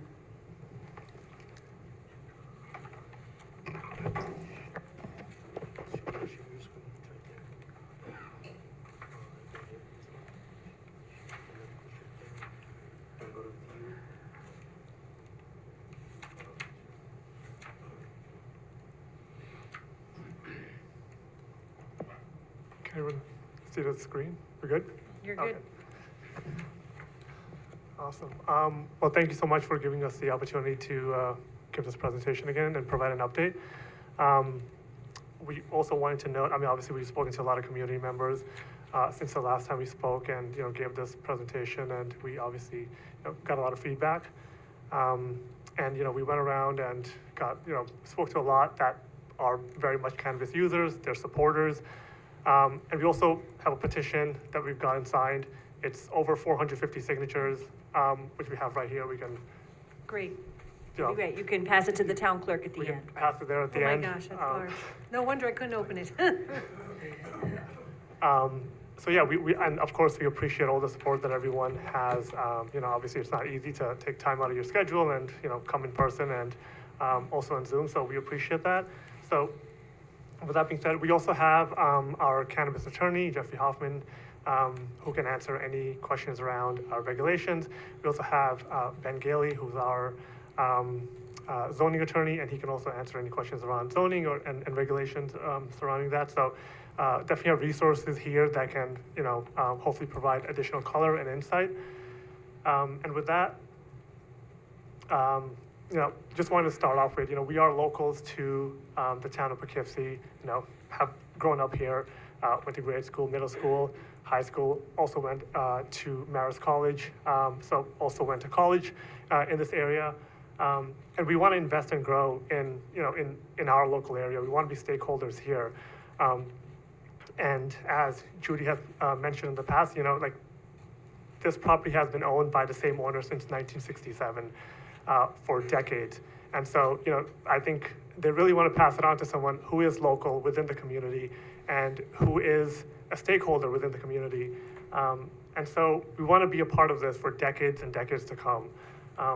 And we really have a vision for this site. We want to make it beautiful, but we really need this to happen to get that opportunity to take that risk. And if so, you can focus on the places where you have new information for us, I want to, just to make sure that we can move things along. Thank you. That definitely will do. So yeah, we want to create, it's going to be locally owned. We'll have, at least 6 jobs created just for this dispensary. And as mentioned before, we do pledge like 1% of our revenue to local charities. We want to make sure that there's ongoing education. We want to support the school system, sponsor events, really provide for that, for the local community here. And I know, there's a lot of questions around regulations and crime, and so just want to quickly breeze through this. But, cannabis regulations are very strict. I've made the analogy to liquor stores. You cannot even enter a cannabis dispensary. You have to be 21 years or older. It's like literally not even possible. The outside is not inviting. There's nothing that shows, that children get the idea that they're able to come inside. It is very low key, and this is only 2,500 square feet. The building structure, as Jason will get into, is 10,000 square feet. This SUP is really just for 2,500 square feet out of that 10,000, so around 25%. And just to add on to that, New York State, when they passed this, they are raiding illegal shops. They're making sure that they're padlocking any of the smoke shops, any of the gas stations that do provide illicit cannabis products. So their goal is to stop that and then push responsible adults towards safe, regulated, legal cannabis. And over 400 stores have already been raided, they've already been shut, and this will continue, and the state will continue to push, adults towards legal cannabis. And studies have also shown that access to legal cannabis does reduce crime because people are, people have the ability to go in, legally purchase something, and, not have to worry about, illicit activity. And also just revenue and projections. I know we had questions about this last time, so we want to provide an update on this. Based on just similar demographics and traffic patterns, we are projecting around 5 to 7 million for the first year. This would translate to between 2 to almost 300,000 in tax revenue for the town. And of course, there's property taxes for the site as well. There's 80,000 right now, and post-development with any kind of reassessment, I'm sure it could be 100, possibly even more. So really, we're looking between 3 to 400,000 on an annual basis, which hopefully helps with grants, hopefully helps with hiring and other events or any other kind of direction that the town wants to go into. And there will be other tenants within this building. We're only around 25%. Our goal is to get other tenants in here. And we've spoken to the locals. They want something like a restaurant or like a cafe. We do have a prospective tenant right now. Obviously, it's TDD. It might be a cafe, but and also I think we're also looking into maybe like a barber shop or like a nail salon. I think something that really the community wants, and that's our number one priority. That it's not going to be some other store. Like I definitely have heard the concerns that they want it to be some restaurant establishment. So we'll make sure that that's our number one priority, and we'll make sure that the other 7,500 square feet, that 75%, will get that. And also just to add, those other tenants will add additional taxable revenue as well. They'll also create more jobs. And why this location? I mean, it is in the highway business district. The zoning states it is listed for cannabis. It's not in a residential area. Proximity protection from OCM, has approved this. So we meet all of their criteria, and we are the first fully licensed on South Road in Poughkeepsie. And so I think, I have mentioned this in the past, so I'm just gonna run through the next one. Right. And just wanna, of course, this is our license, and this is only for 2 years. So the state gives it to you for 2 years. If there are any concerns, obviously, then there are concerns like getting it reapproved. So what we're really asking is for like a 2-year, essentially like a lease for 2 years, and then there's a reassessment period. But obviously, we don't see any concerns happening in the future. And this is a site that's currently there. So just want to point this out. It is decrepit. It's falling apart. It's an eyesore. People have mentioned this multiple times. This really is an opportunity to make this site something for the future. Like, I think we should really be thinking about the next few decades. It's been shut for over 5 years. It's not a productive asset. And currently, it is decreasing property values. A vacant property that's falling apart where people are breaking into it is not going to help your local property values. So a remodel would actually increase surrounding property values. I think that's very obvious. And it has been dangerous, obviously for due to those break-ins. And so we will have 24/7 security systems there. This should offer additional safety and security for the nearby residents. And this is what we're proposing, and I'll hand it over to Jason. But and this is currently a rendering. It's going to be a beautiful building. There's a lot of green space. It's going to really revitalize the space. And I know, a gentleman mentioned that, he doesn't see a difference between the previous gas station or like a car wash, but there is a massive difference. Like, we're not doing any kind of complete demolition. We're using the existing structure that we currently have in place. There's going to be no heavy noise. There's really no pollution or any kind of other dangerous activity going on. And also, this is just 2,500 square feet, 2,600 square feet in the corner. It's not facing Southgate Drive. You can really only see this space when you're driving down. And so for the other spaces that I mentioned, we did have discussions. We are looking into restaurant cafe style tenants. We have found a prospective tenant. Obviously, we're going through negotiations. But that's what we want to do for the community. Okay, thank you. I just want to make sure that we're focusing on new information, all Yes, right? and now I'll pass With it a to brief focus on what we have that's new here in the plan, I'll okay? make this. Thank you. Is this working? Can you Yeah, hear me? it should be, yeah, it's good. Okay, so I think you hit something.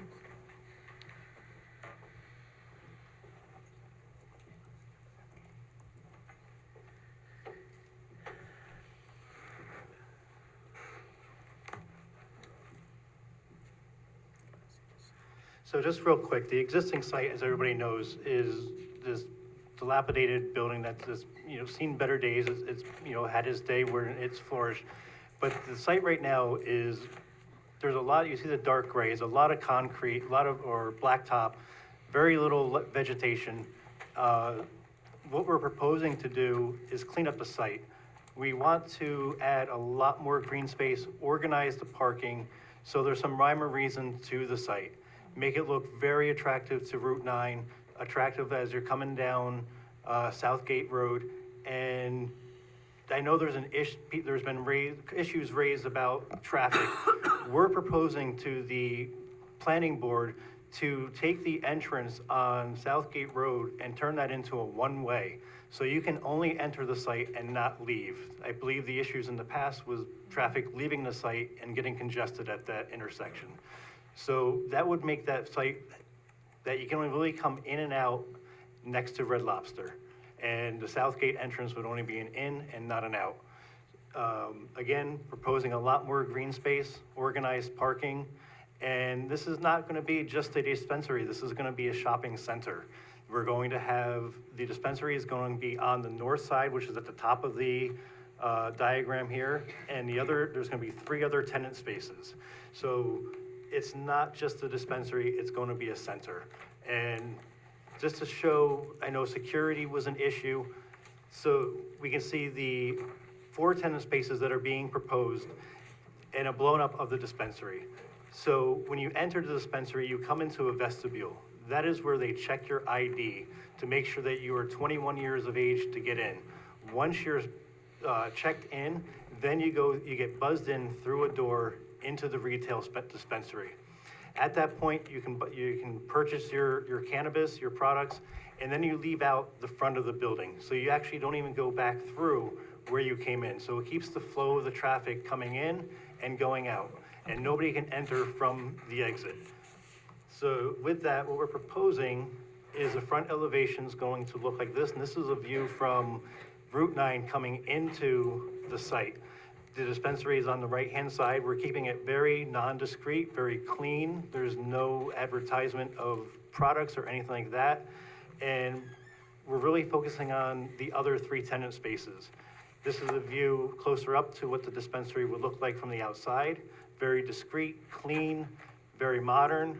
And this is a view from Southgate entry, where we're eliminating the car wash, and that's where we're trying to get in a restaurant and turn that into a cafe. We have 3,500 square feet there, plenty of room to do a really nice cafe or a bakery or something there. And the back of the building right now is a mess, where we're gonna remove the old refrigerator box that was there, the fencing, and clean up the back as well. Remove the garage doors that are there, close it in, and just really make the site absolutely beautiful for Route 9. Okay, thank you. All right, thank you very much for those additions and the site plans, which are helpful. So preliminary site plan, okay? Georgette All right. has her hand raised, and I don't know what happened to Ravi. but Okay. Georgette is Thanks very much. Let's see if we have any more comment. Looks like we have maybe 1 or 2. Georgette, did you want to speak? Yes, I'm sorry, That's but okay. can you hear me? We can. Welcome. Okay, I'm sorry. I like to speak in support of the issue. It is not for anything personal, because I don't use the product and I probably will never step foot in there. But it's, for the reasons stated, a good place to start a new business. I think that that is an issue that has not been really hammered, is the fact that right across Southgate is a deli and they sell beer. You know, beer is just as bad as anything else, and I haven't heard any objection to beer and alcohol. And I don't mean to throw shade on any of the parents. Being a parent myself, I started very young with my son, telling him why he shouldn't use drugs. I told him, how I felt about it, what I felt it would do to him, and it was never a problem. So I feel that, we have things like the previous said, where there's adult entertainment, there's adult, such as giggles, there's adult activities with beer and this. It's a free society. If somebody wants to have that, we should have it. So I'm not gonna talk anymore, I just wanted to say I support it. Thank you very much, Georgette. I don't see any other hands up, so I think, unless there's another hand, I think we may move to close the public hearing. Second. All those in favor? Aye. Okay, then further discussion by the board. I would like to make an amendment that we move this to the next voting meeting, only because I was in the Fifth Ward, and a lot of people told me they were not happy with this. So I did look at that, your petition, it doesn't have any residents in there. So, I would have liked to, if you went and petitioned people that actually live in the community over there. So I don't wanna, if I had to vote now, I'd vote no, for the same reasons I voted on the first one. But I'd be willing to entertain visiting a shop in the next couple of weeks. I would certainly go back to the residents. I got a lot of calls from people in the Fifth Ward that were opposed to this. But I'm not saying I'm not open to changing my mind on either, but I would rather not have you go through with all the extremes of having to have it put back on the agenda. So by somebody who's not here. So if you're open to that, I'm open to continuing dialogue. Great. I'd like to just add that I'd like to continue the dialogue also. I just want to reemphasize that no one in the town of Poughkeepsie has seen legal cannabis dispensary here. We don't have one. What we're seeing is illegal. And just to add a personal story, when I was growing up in Virginia, there was a young woman a bit older than I was in a nearby community who smoked an illegal joint. It had been cut with leaves from the floor of the woods. That included poison ivy leaves, and her throat constricted and she died. So when you're dealing with unregulated illegal product, you don't know what you're gonna get. And so cannabis is already here, and I think regulated, legal, overseen product is the way to go. And I do think we should talk about the nuisance law later in number 12 as a way of shutting down the illegal sales. Let me go back. You're making a motion to put this, suspend this? To the next voting meeting. To table it until November 20th would be the motion, right? Yes. Doesn't that also make sense so that we don't run into the 3-3 vote again? Correct. Yeah, so can I just speak to that for a minute? Because I Yes. had a minute to review some of it. So I think that because we voted hastily and may want to have the chance to reconsider this at the next meeting, the best thing probably to do on the previous vote, if the board agrees, is to rescind that vote so that we do keep it open until the next meeting, rather than have to reintroduce it. So someone who, I don't want to get out of order, we can stick with what we're doing now, but I agree that if you want more time to think about it, the best thing would be to hold it over to the next one. And maybe on that last vote, you could, if the board wishes, rescind that vote so that that too would carry over to the next meeting. Okay, let's If you come do back wanna- to that one. In this case, If you do want to vote against a special use permit, we need to explain why on the record, so that we do need to have that information. So in this case, I think, sorry, come back around to it. I think that exactly what Councilman Safone said is just a motion to table this to the next meeting. table this to November Yes. 20th. A voting meeting, right? Yes, for a voting meeting. So you're putting that motion on the floor to table this to November 20th. Correct. Is there a second to that motion? Second. All right, is there any discussion of that motion? I have the same concerns Mike mentioned, hearing from a lot of residents, but I'm open to more dialogue as well, so I'd be in support of the motion. And I would be glad to see if we can organize a tour to a nearby legal dispensary where we can take a look at what we're looking at here, okay? There was some people. I think from we're the all Fifth over Ward that 21, spoke. so we can all, Hudson Row, we can Kingwood tour. I just wanted to mention that I do There was- not partake of cannabis, but I think it's quite jovial that we are going to take a field trip to a legal cannabis dispensary. There we But I go. think it's great, and Okay, we'll see what we can do. All right, good. So any further discussion on the motion? All right, then, those in favor of the motion to table? Aye. Aye. Any opposed? All right, so the motion is to table, 6-0. Okay, and I thank everyone who came and spoke on that one. yes, there was 30 people Right. who presented at the Yeah. public hearing. So that means on November 20th, we will reconsider when we have all 7 board members here and we've had a chance for a tour and for some further So investigation. the public hearing is closed, but you're gonna vote on The it. public hearing is closed, but we will come back and people may comment again at that The beginning. meeting in the public comment period at the beginning. Emily, who can move to rescind the prior vote? Someone who voted no. Someone who voted no. Correct. So one of those who voted. I'll vote to rescind that. Vote to, okay, so Makes Board a Member motion. Savone is moving to rescind the prior vote. Is there a second to that motion? Second. Okay, any discussion of that motion? All right, all those in favor? Aye. Any opposed? Okay, so then we are also going to rescind that prior motion. I would move that we reopen consideration of that on November the 20th, which is our next voting meeting as well. I think that's One trip, So right. it won't be an open hearing, it'll be just a vote. It'll just be a vote, Vote but on the people who resolution. want to speak at the beginning of the meeting can, but there won't be a On public it, hearing yeah, again, right? absolutely. So is there a second to my motion? Second. Okay, any discussion of the motion? Okay, all those in favor? Aye. Any opposed? All right, the vote is 6-0. So we will reconsider both of these on November the 20th, and I thank everyone who participated very much. Okay. Okay, I believe that takes us to our fourth public hearing of the evening, which is on local law for accessory dwelling units. Ryan Sharp, I believe, introduces this one. Well, actually, I have to move to open the public hearing first. Shall we open a public hearing on the, changing our code to make it easier to create accessory dwelling units? Second. Okay, all those in favor of opening the public hearing? Aye. Aye. Any opposed? All right, then the public hearing is open for anyone who wants to speak about accessory dwelling units. Is there anyone in the room who would like to speak? Yes. Welcome. We have a lot of public hearings tonight. Thank you for your patience as we work through a lot of big things. Absolutely. I'm Serena. Urena is my last name. And I am here on behalf of my family and also my neighbor, a dear friend of mine. Could you lift the mic Sure. up? Thank you. Representing here is her daughter, Gwen.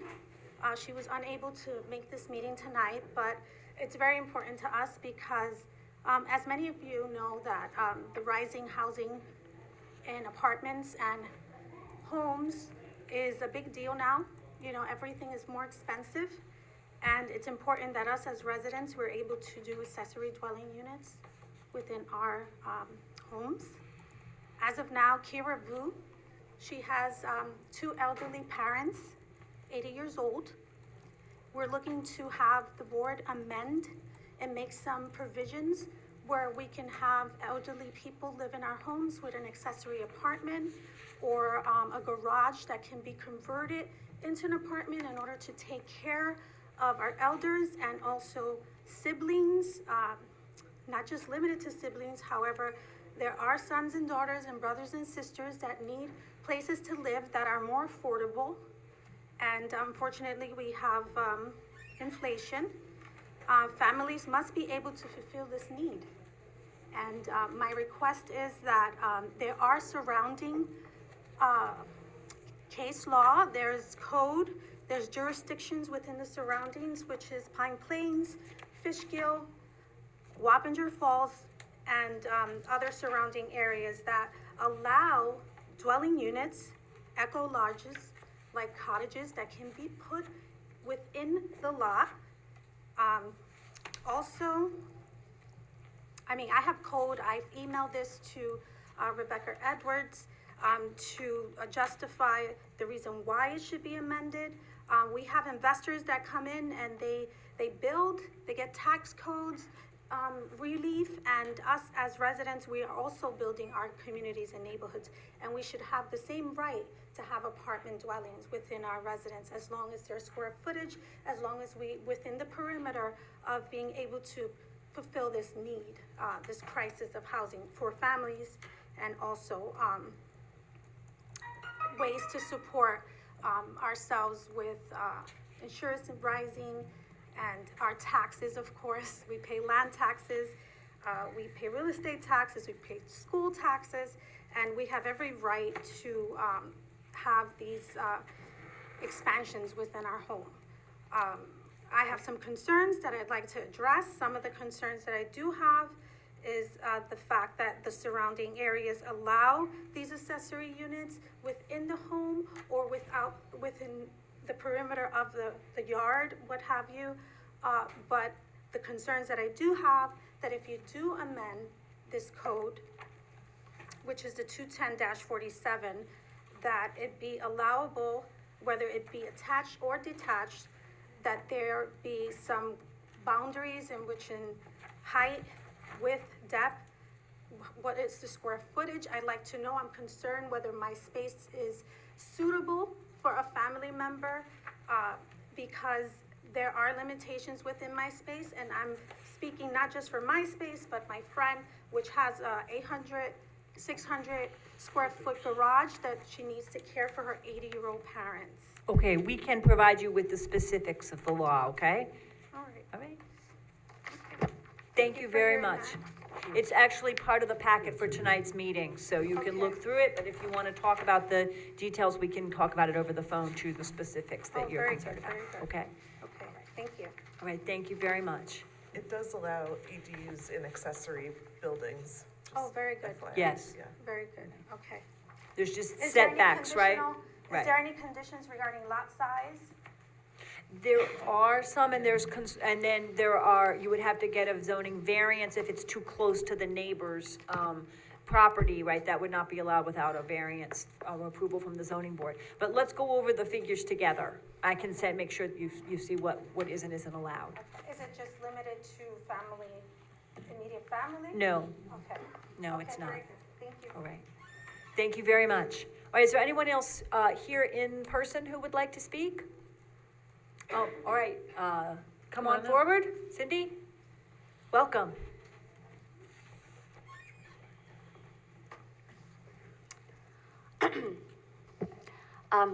Hi. I believe the town needs to make it as easy as possible for the development of ADUs. ADUs can help senior citizens and other homeowners who are financially struggling to stay in their homes, as well as help potential renters. I support the proposed code amendment regarding ADUs and ask that you approve it as well. Thank you. Thank you very much. Thank you. All right, I believe we have Doreen online. Welcome, Doreen. Thank you. So, it should be noted that right now you can have apartments in, housing in the town. And as the supervisor had explained to me and with, answers to some of my other questions, the town right now gives out about 4 to 8 special use, permits for accessory apartments annually. So this is not something new as far as creating accessory, apartments. But I'm against the accessory dwelling code unit as it's written. I also think it's misleading to refer to these ADUs as mother-in-law apartments, and that was in one of the supervisor's letters that was sent out. That implies an apartment like in your house or garage, which is far different than allowing people to basically construct another smaller house up to their property, house on their property up to about 800 square feet, which is what this law does. And impacts from having such a structure has potential to affect neighbors. And personally, I don't see how zoning can be enforced for these units. As it is now, the town is lacking enforcement on current zoning regulations, and that's largely due to adequate staffing of the zoning departments. No reflection on the people that work in zoning now. There's just not enough staffing. And while it's been said that this law is to create long-term housing, there's nothing in this law that's going to prevent these units from becoming short-term rentals. There's no requirements for 1-year lease, for example. And another issue is that New York State law allows these units to go untaxed, from what I understand. So if I just, as a regular citizen making an improvement to my house, I'm taxed on the increased value. But people then who have these accessory units won't see their assessment and their taxes increase. So if the town board goes along with that New York State law because, you think it'll create housing, what you're doing is reducing tax revenue, but not necessarily increasing long-term housing because you're allowing them to be used as short-term rentals. So what's the benefit of that? And you also don't know how many of these units are gonna be. The response to me was that most single-family homes in the town now could create accessory apartments, but again, only 48 a year are approved. But people might not have room in their houses to create an apartment now, but under this law, they can add a structure and rent it out. So bottom line is, you say that this is to create long-term housing, but the law as written won't necessarily do that. And at the same time, it reduces tax revenue by allowing people to increase the value of their home without paying additional taxes. And again, there's also the potential to affect neighborhood character by allowing these structures.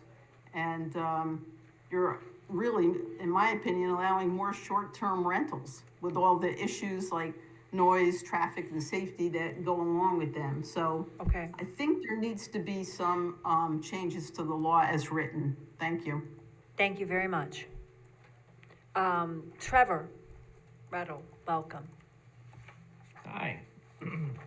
I just wanted to let folks know that the Citizens Committee on Housing Affordability has discussed ADUs at length, and everyone on the committee agrees they're a good thing for the town and that we should move forward. Thank you very much.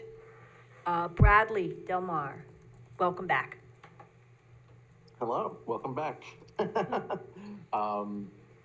I wanted to voice my support as well for the ADUs.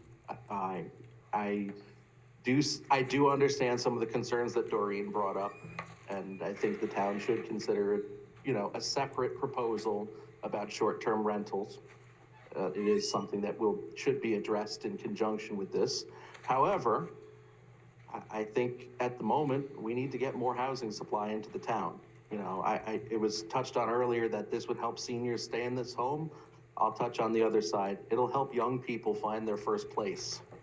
And I think any supply is needed right now. We need housing.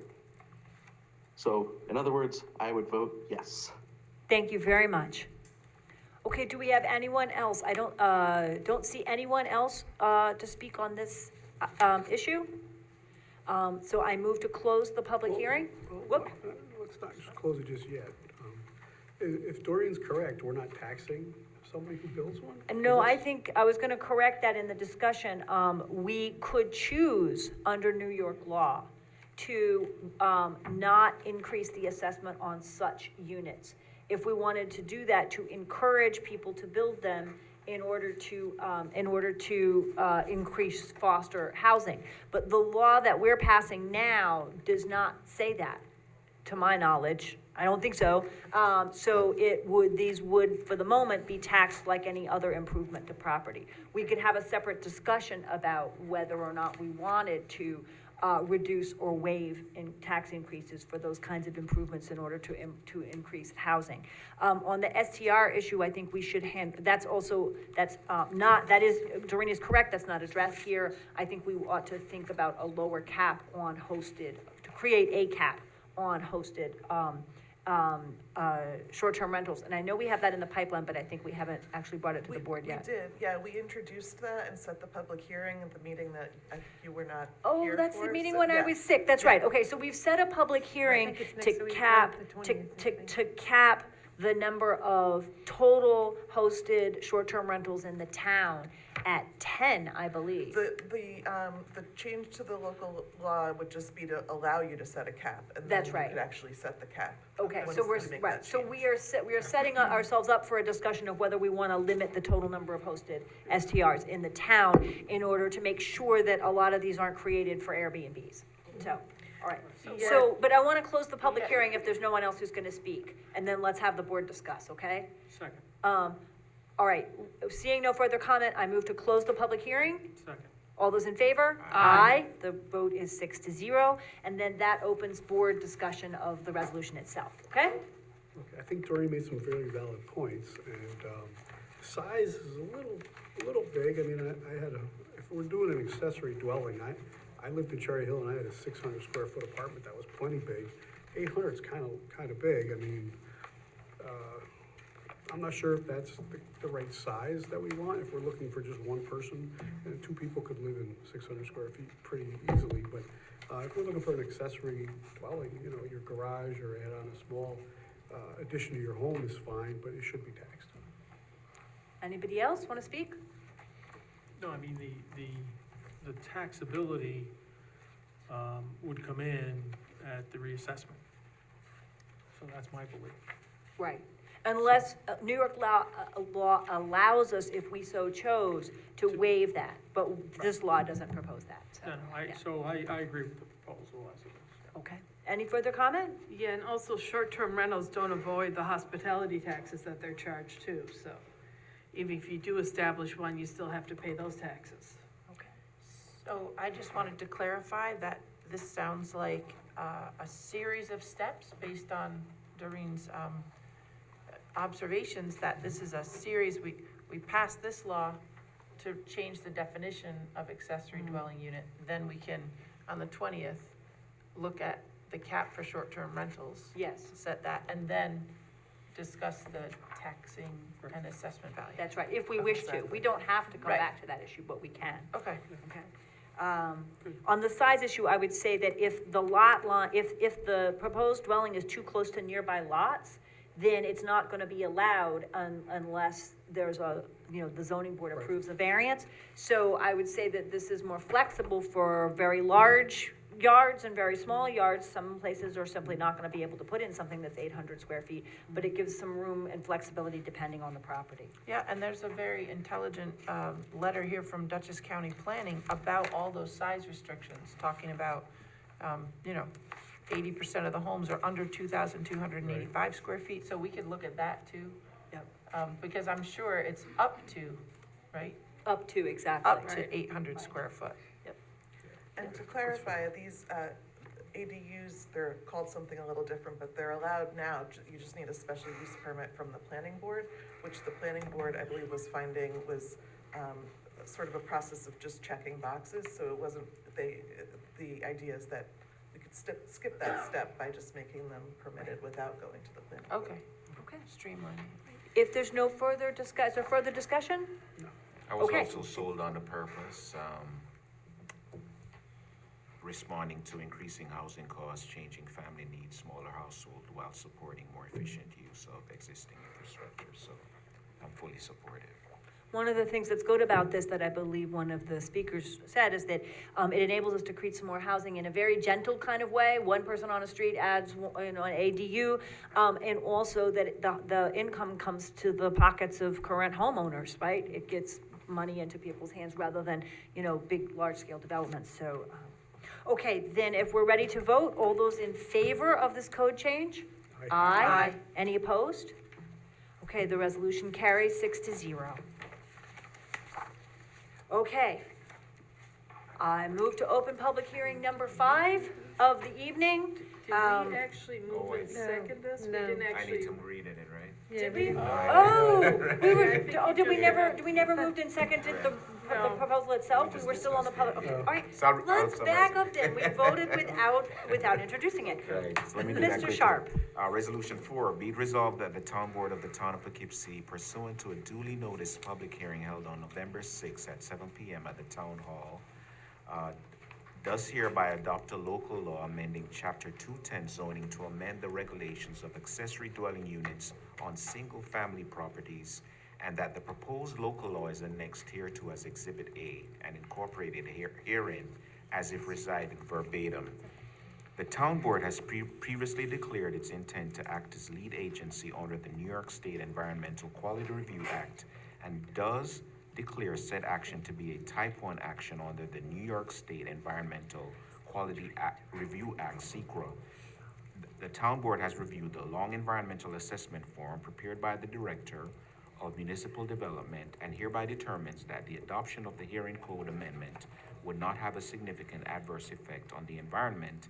The supervisor is authorized to execute parts 2 and 3 of the EAF as drafted, and a draft environmental impact statement will not be required for the reasons set forth in the attached determination of no significance.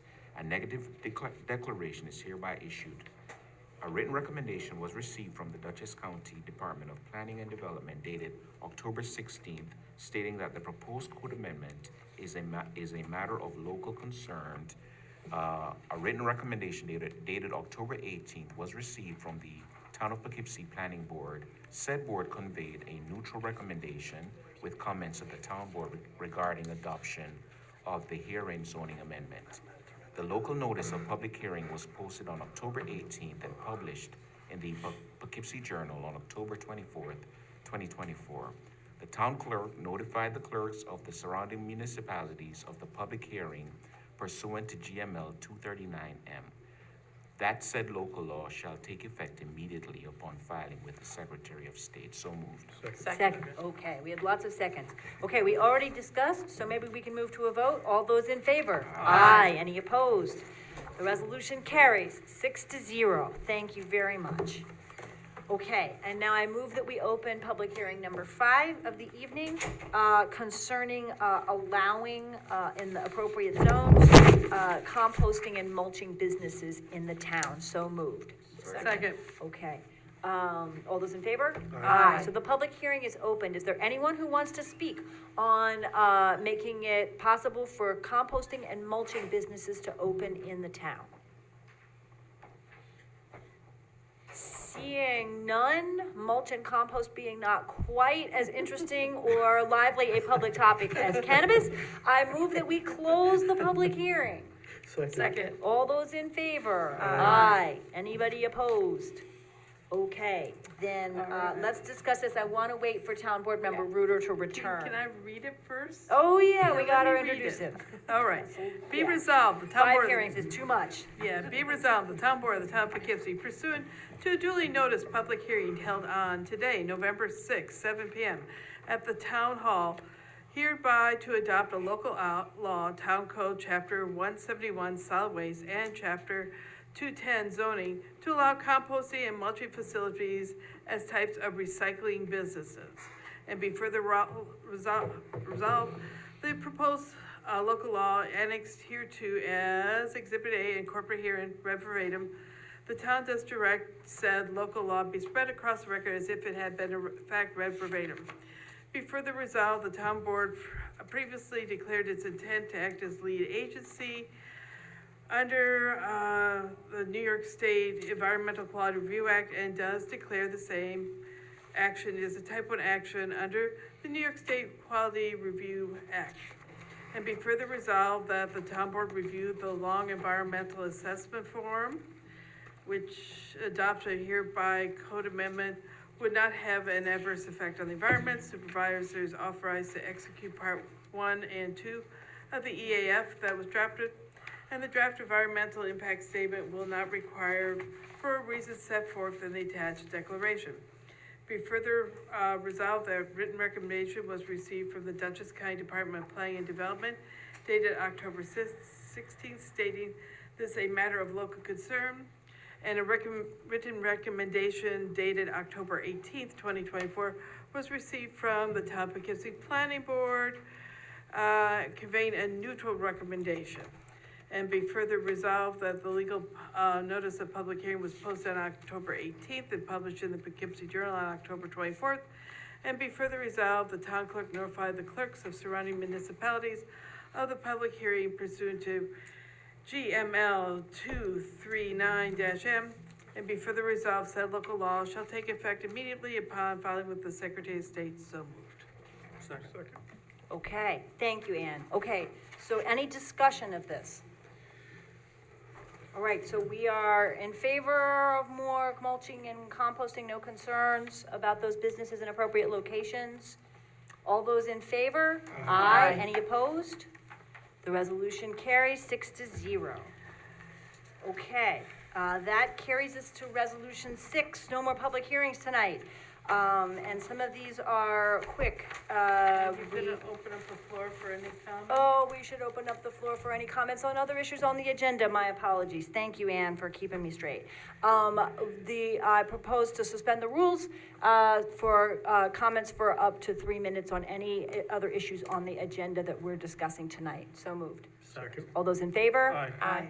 All, any opposed? All right, resolution carries 6-0. Anyone who wants to speak on other items on the agenda tonight? All right, seeing none, I move that we return to the regular session. I'd like to make a motion that we could just stand up for about 30 seconds to Okay. relieve some blood flow to the legs. Okay, first of all, we have to vote to return to regular session. So, thank you. Second, all those in favor? Aye. Aye. Any opposed? All right. Now 30 seconds to stand up. I guess it's a seventh inning stretch. Oh, my God. The equivalent of the seventh inning stretch is a seventh, rather, resolution stretch. Jimmy see what Cal said. Thank you. The yoga instructors from the senior center to come over. Okay, resolution 6, be it resolved that the town board accepts with regret the resignation of police officer Eric Anderson, with the town police department effective November 29th, so moved. Second. Okay, very sorry to lose, Officer Anderson, wish him the very, very best. All those in favor? Aye. Any opposed? The resolution carries 6-0. Resolution 7, be resolved, Town Board of Town of Poughkeepsie does hereby accept with regret the resignation of Brendan Fitzpatrick, sewer maintenance mechanic with the Town of Poughkeepsie Sewer Department, effective October 23rd, 2024. So moved. Second. All those in favor? Aye. Any opposed? The resolution carries 6-0. We wish Mr. Fitzpatrick the best in his next endeavors. Resolution number 8, be it resolved, the Town Board does hereby accept with regret the resignation of Robert Simeon, sewer maintenance mechanic, effective October 29th, 2024. Second. All those in favor? Aye. Any opposed? Wish Mr. Simeon the best with his endeavors. The resolution passes 6-0. Be resolved, Town Board, Town of Poughkeepsie hereby accept with regret the resignation of Francisco Cicero, Recreation Leader of the Town of Poughkeepsie Recreation Department, effective November 22nd, 2004. Second, all right? I didn't hear so moved. All right, all those in favor? I Any just want to say, the rec department's loss is the sewer department's gain, but Frankie was so much fun to work with. He was so reliable and enthusiastic, and whenever I asked him to do anything, he got it done.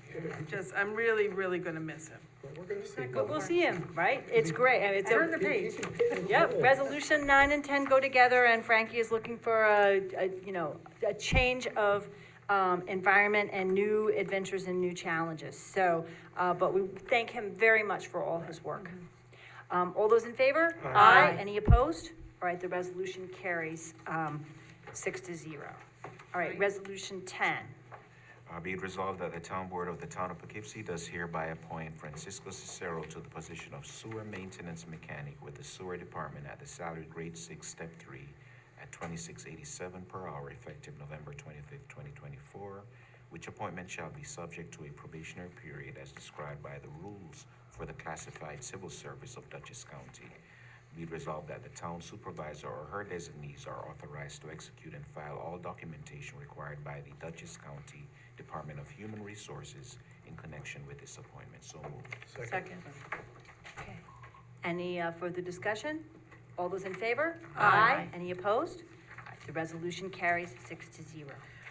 Whereas the town board agrees to the need to move the town of Poughkeepsie Police and Courts to another location, and whereas research into potential alternate sites has been ongoing for some time, and the town commissioned an architectural study, which includes a detailed list of the police and courts location, space, function, and access needs, and whereas the town board determined that an appropriate study, whether the current town hall property at 1 Over Rocker Road, owned by the town, could provide an appropriate facility for the police and courts or the police alone, the town hall offices moving to another location, since general office space is far easier to find than specialized needs of the police and court operation. Now therefore, be it resolved, the town board authorizes the supervisor, in consultation with appropriate departments, to issue a request for proposal for a design professional to produce a limited study accessing the feasibility of operating the police and/or courts in the town hall space. So moved. Second. Okay. I'd like to propose an amendment. I'd like to add an additional be it further resolved clause which I thought was in here, but I think I missed it, that the study, that be it further resolved that the study be funded through some of the town's remaining ARPA funds. Okay, so that we know how we're funding this. And I'd just like to say that this emerged out of a conversation, we are researching multiple potential locations for the police and courts. This came out of a conversation with Chief Cavalier. The police would very much like to stay in this part of town. Their highest call volume is in this area toward the north side of town and toward Arlington. And it appears that we've never considered, we've considered trying to add the police to town hall, and that was clearly, everybody wasn't gonna fit. But we've never considered the possibility that this might be a good police building and that the town hall might move elsewhere, potentially into rental space for a couple of years while we think about where town hall would go.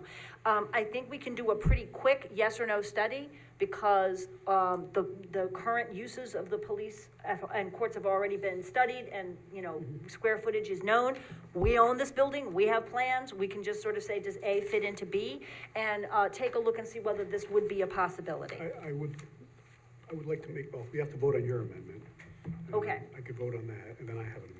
Okay, then so let me move my amendment to add be it further resolved that the study be funded by some of the town's remaining ARPA funds. Second. All those in favor? Aye. Any opposed? All right, the amendment carries 6-0. Okay, my amendment would be for the police and courts, remove the or police alone. Only because strictly from a security standpoint, anytime you have somebody in custody and you move that body, you want them in the one building. It's very dangerous to move that body to another location. It puts everybody at harm's way. And that's from my years of working in corrections and in parole. Okay. Correct. I actually agree. It's much more conducive. Actually, it's imperative to have the courts in the same general facility as, you know, the police station. Because then you If you're holding area. So you're seconding the motion, the amendment? Oh, that's right, it's an amendment. Yeah. Thank you for reminding me. No, you were giving your I'll reasons for second. doing so. I You're will seconding second. for these reasons, Thank right? you Yeah. Thank you at this late hour for keeping me straight and narrow. We're hanging in there. I'll second that. Okay. I have questions because I did discuss this with Chief Cavalier. He wasn't able to be here tonight. I'm not sure that the police wouldn't make a case for being in this location, even if they had to have a court elsewhere. That's not ideal, but there are a lot of towns that do it. So I'd like to not close down our options. So I'm gonna vote against the amendment, but I can take the meaning, I can take take that back and see what our police chief thinks. And obviously if they really feel that's not acceptable. But the conversation that we had with them was not to limit to only police and courts, but also to think about this as a police facility if the courts could be nearby. Well, if you're transporting, that also increases the amount of overtime for officers to be driving when they're already on site. So, if I'm a police officer, yeah, I'll drive anywhere you want me to go because I'm getting paid. From a taxpayer's perspective, keep them all in one location. So Bill, Yeah, go ahead. I just want that amendment, if we just leave it there, the architects are just gonna say yes or no. It's not gonna change. They would say yes or no, so they're gonna research police and courts, and they would say they both fit, or only the police fit, but that's not gonna change, the study, right? And so we could always say, oh, if the study says only the police fit, then we can come back and say, we're not happy with that because the courts don't fit. But why change the amendment if we just need them to come in and do a checklist of what's gonna fit? Because I doubt I would approve any building we buy that doesn't have the court and police together. Okay. Because it just doesn't make fiscal sense. Because when you're transporting people, there's a big risk of anything could happen. And it also increases overtime. Okay. So if we're looking to be fiscally responsible, Yeah, I understand, just but. looking at one spot, That's just my for take. study to find out what fits, that's all. We're not saying, I yeah, think, we're I think it gonna, could fit here. Both of them could fit on this property. Well, let's see what happens. The town, there are towns that double up their town hall as the courtroom, because it's not being used in the daytime. So that's another form of fiscal responsibility, would be to have the court move with town hall and have the police here. I understand the transport issue, but again, we don't have Chief Cavalier here, I'd like to talk with him. Yeah, I mean, I'm not, an expert, but in my estimation, we'd have to build something to have the courts come in, right? Because, and then there's a parking issue. So potentially with the study, we're looking to move the police and courts. So now, what this resolution says to me is we could have 3 moves. We could have the court move, the town, people in the town hall move, and the police move. So that wouldn't be good. Well, We had 3 moves, we're looking to well, move we the have to police vote, and the we have courts. to vote on that amendment. I'm just stating that there is an or there. And it would be interesting what the RFP discovers. We're not voting on what we're gonna do, we're just voting on the findings. I think the question here is, would we even consider the possibility of police and courts being located in different places? Or are we foreclosing that possibility now, which is what Mike is arguing? Right, okay? If there's anyone else who wants to speak to that amendment? All those in favor of the amendment? Aye. Those against? Nay. Nay? Nay. All right, so I think it fails 2-3, 3-2. So we're back to the amendment as it is, which doesn't obligate. 5, so there's 4. There's Yeah. 6 of us. 4 to 2. Okay. Um, Is that what there were everybody 4 wanted? noes and 2 yeses, right, to the Gotcha. amendment, am I right? Right. Okay, good, all right, So sorry that about that. amendment failed. Okay, then any further discussion on the resolution as a whole? Just opens our options a little bit more, but. All those in favor? Aye. Aye. Any opposed? Opposed. Okay, so then the resolution, passes 5-1. Okay? All right, resolution 12, I think this one's mine, right? This is the town, proposed, setting a date for a public hearing on a town code amendment on public nuisances.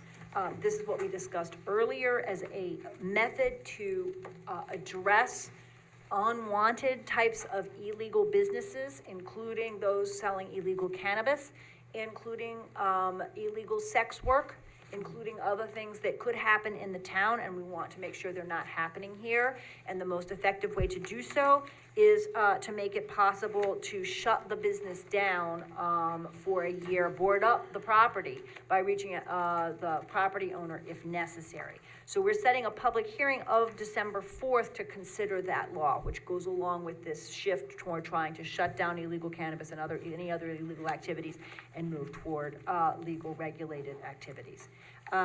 So that's what we are proposing to do here. So moved. Second. Is there any discussion? Would this also fall under the current nuisance law? As the way we have it described? Because this would actually, could very easily go into the nuisance law for the noise and parties that happen in the college zones. Right. Yeah, There so was, this goes yeah, into, go ahead. sorry, Go ahead. there's a chapter called nuisances, and this gets plugged in there, and it's just one more type of Okay, nuisance. so this could actually, we could then go after the homeowners if their large party is continuously. So, for this, there are certain, predicate arrests, which are the types of Right. crimes. So it would have to be those, Okay, but those it categories could of fall crimes. under that, that's what I'm asking. Right. Okay, thank We you. discussed that, and we think that probably that isn't included here, but it's a place we could come back Right. to, okay? All right, good. All right, all those in favor? Aye. Any opposed?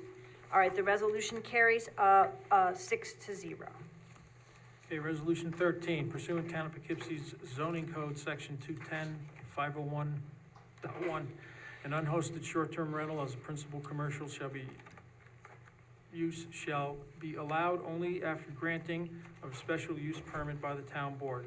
And our Hudson Valley Homes property owner, Andrew and Marissa Lycos, has requested a special use permit, SUP, to establish an unhosted short-term rental at 220 Wilbur Boulevard. Zoning administrator has confirmed that the applicant has submitted the required materials. Before determining whether to grant an SUP, town board must consider the procedures and apply the criteria specified in section 210-152-1. Therefore, be it resolved that the application of our Hudson Valley Homes for an unhosted short-term rental is a type 2 action for purposes of CEQA, and it involves the reuse of an existing building. And be it resolved, town board hereby sets a public hearing on the proposed unhosted short-term rental for December 18, 2024 at 7 p.m. or soon thereafter, as the matter may come to be heard in Town Hall, Poughkeepsie, New York. Be it resolved, town clerk is authorized and directed to post notice of the hearing and ensure the hearing notice requirements in section 210-151D are completed. So moved. Second. Okay, I just wanted to note that these are not, that in the application, they did, identify their local contact, which is essential for any unhosted rental, and that is in there. I think there's a typo in here as far as being across from Casper Hill. They're actually across from College Hill, isn't it? Not College Hill, it's. No, Sorry, Mike, I didn't. McCann. McCann Golf Oh, Course. yes, you're correct. Yeah, they're It is a confused. busy road on, next to the Wilbur Avenue. Yeah, Yep, exactly on yeah, Wilbur. I drove by it today. Yep, Oh, on page 5. on page 5, it's not Casper Hill Golf Course, it's the McCann. McCann on Wilbur. Good catch. Okay, any further discussion? All those in favor? Aye. Those opposed? The resolution carries 6-0. Resolution number 14, the town board does hereby authorize the supervisor to sign a grant of permanent easement for municipal sewer purposes and any supporting documents in regard to the Creek Road Plaza project in substantially the form attached. Such acceptance and authorization by the town board is subject to the approval of all final documents by the town attorney, the planning board attorney, town engineer, and the director of municipal development for the town of Poughkeepsie. So moved. Second. Okay, this is providing an easement for a sewer at the Creek Road Plaza project, which will definitely want sewer services. There will be apartments there. All those in favor? Aye. Aye. Any opposed? Resolution passes 6-0. Are we at me? Believe you're next. Okay, resolution, number 15 is for a modification of a drainage system approved for execution by the supervisor in the Eastdale Village Town Center project. And whereas the project's been completed by the planning board, now therefore be advised the supervisor execute the same substantially form annexed. And this is for pre-existing easement drainage. So moved. Second. Oh, second. Okay, all right, so we're getting the drainage and sewer, drainage system sorted out with some changes at Eastdale. Any discussion? All those in favor? Aye. Any opposed? The resolution carries 6-0. All right, resolution 16. Whereas the town of Poughkeepsie Town Board believes that the conditions at the intersection of Route 9G and East Cedar Street is hazardous to the public and residents of the town of Poughkeepsie, the New York State Department of Transportation has advised the town of Poughkeepsie that to initiate a formal signal traffic study by them for said intersection, the town board needs to pass a town board resolution. Now therefore, be it resolved that the town board of the town of Poughkeepsie in unity requests that the New York State Department of Transportation initiate a signal traffic study for the intersection of Route 9G and East Cedar Street for the safety of its residents. So moved. Second. Okay, And I'd just like to add that even if they don't put a signal, if they do the traffic study, there may be some other means of work that could be done, maybe sight lines. Some of the neighbors have overgrowth of trees, maybe they could be brought down, so we could see over there. Because I'm not necessarily advocating for a light over there, because that may force people to, it is safer to have a light there, but people may go through Lakeview or Chestnut and start driving around, and that's not what I want either. But I'd like the state to, because they own the road, at least do a study, because maybe we could help some of the residents clear some of the trees, so the sight lines are better. okay, good. So there's a range of options that might result. Right. And I know we have a couple more of these coming along in different intersections that people And- would like to study, so and- this is a good one. Yeah, I would like to thank Emily for putting this together so fast, because I knew if we didn't act on it right away, it's probably wouldn't get this, the state, the ball's gotta get rolling somewhere along the lines. And with the holidays coming and all that, they're probably not gonna get to this till January or February anyway, but We'll just get it- wanna get it started, so thank you. We'll get it in the hopper. Oh, Good. it's no problem. I just knew this meeting was really long. That's the only reason I asked if we needed to do it right now. Okay, all right, everyone, all those in favor? Aye. Any opposed? Resolution carries 6-0. Whereas due to unforeseen staffing, transactions, and printer error, the town of Poughkeepsie water bills were sent out a few days late. Now therefore be it resolved, the town board of the town of Poughkeepsie does hereby extend the June 3rd through August 28th, 2024 water bill deadline to November 7th, to, From November 7th to November 30th. So our deadline of November 7th to November 30th. Penalties, so we're moving November 7th to November 30th as the deadline. Penalties for late payments will be added on after November 30th, 2024. So moved. Second. Any discussion? I have a question, sorry. Because when I was working yesterday painting my office, somebody came in with their water bill, and it was due November 7th, and I knew this was on the meeting. So I told them that, to check back tomorrow. And so then I saw Tara, and I asked her a question, and she told me it was only one route of bills that were due November 7th, and I don't know. No, it was only one route of bills that were duplicated. We sent duplicate bills to one, right. we didn't send duplicate bills to everybody in town, but to one route. Okay, one so batch. this is any bill that was due November 7th. This is any bill, right? Okay, That's so right. that's good Makes to know. it easier. Yep, makes it easier. Whatever was Makes it due easier. November 7th is good, okay. Because Yeah. I didn't want to give her the wrong information, and I felt bad after she left because I didn't remember what her name was, but that's good. All right. Pay her water bill then. What's that? Okay. You should pay her a water bill then, if you feel that bad. I don't feel that bad. Maybe. I don't know, mine's 159, which is high, so. I believe but I'll second it just in case it didn't get seconded. Everything got seconded. Okay, good. Ann moved it, All right. Mike seconded it, and we're on to.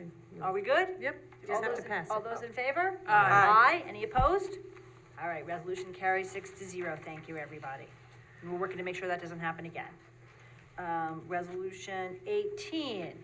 Whereas the town is party in class action litigations involving opioid manufacturers and providers, and whereas the New York State Office of Addiction Services and Supports, OASIS, is providing Dutchess County and its municipality with a settlement fund with the town's portion to be $20,834.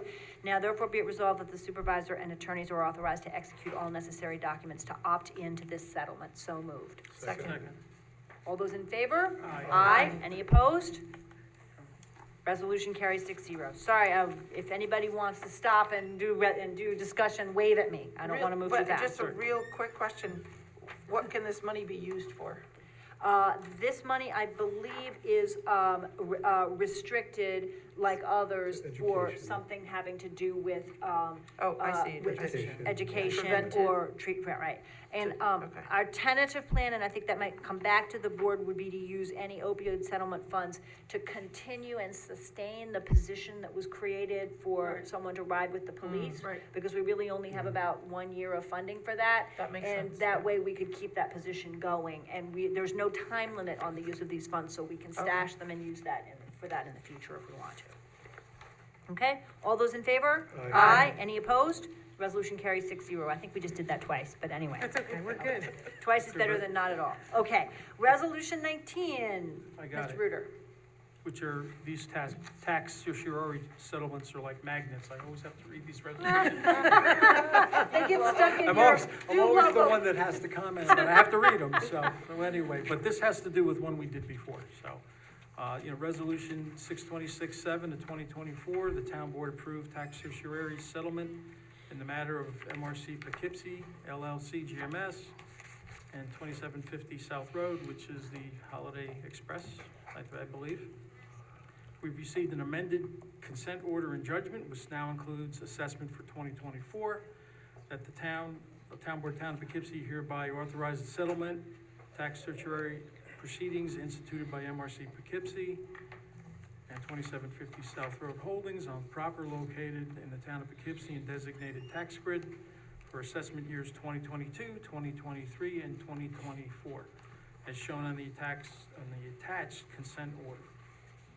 Be it further resolved, Town Board of Town of Poughkeepsie does hereby authorize the supervisor and her designee, Town Assessor Jennifer Mund and Kyle Barnett of Vanderwater LLP, to sign such papers as are necessary to effectuate said settlement. So moved.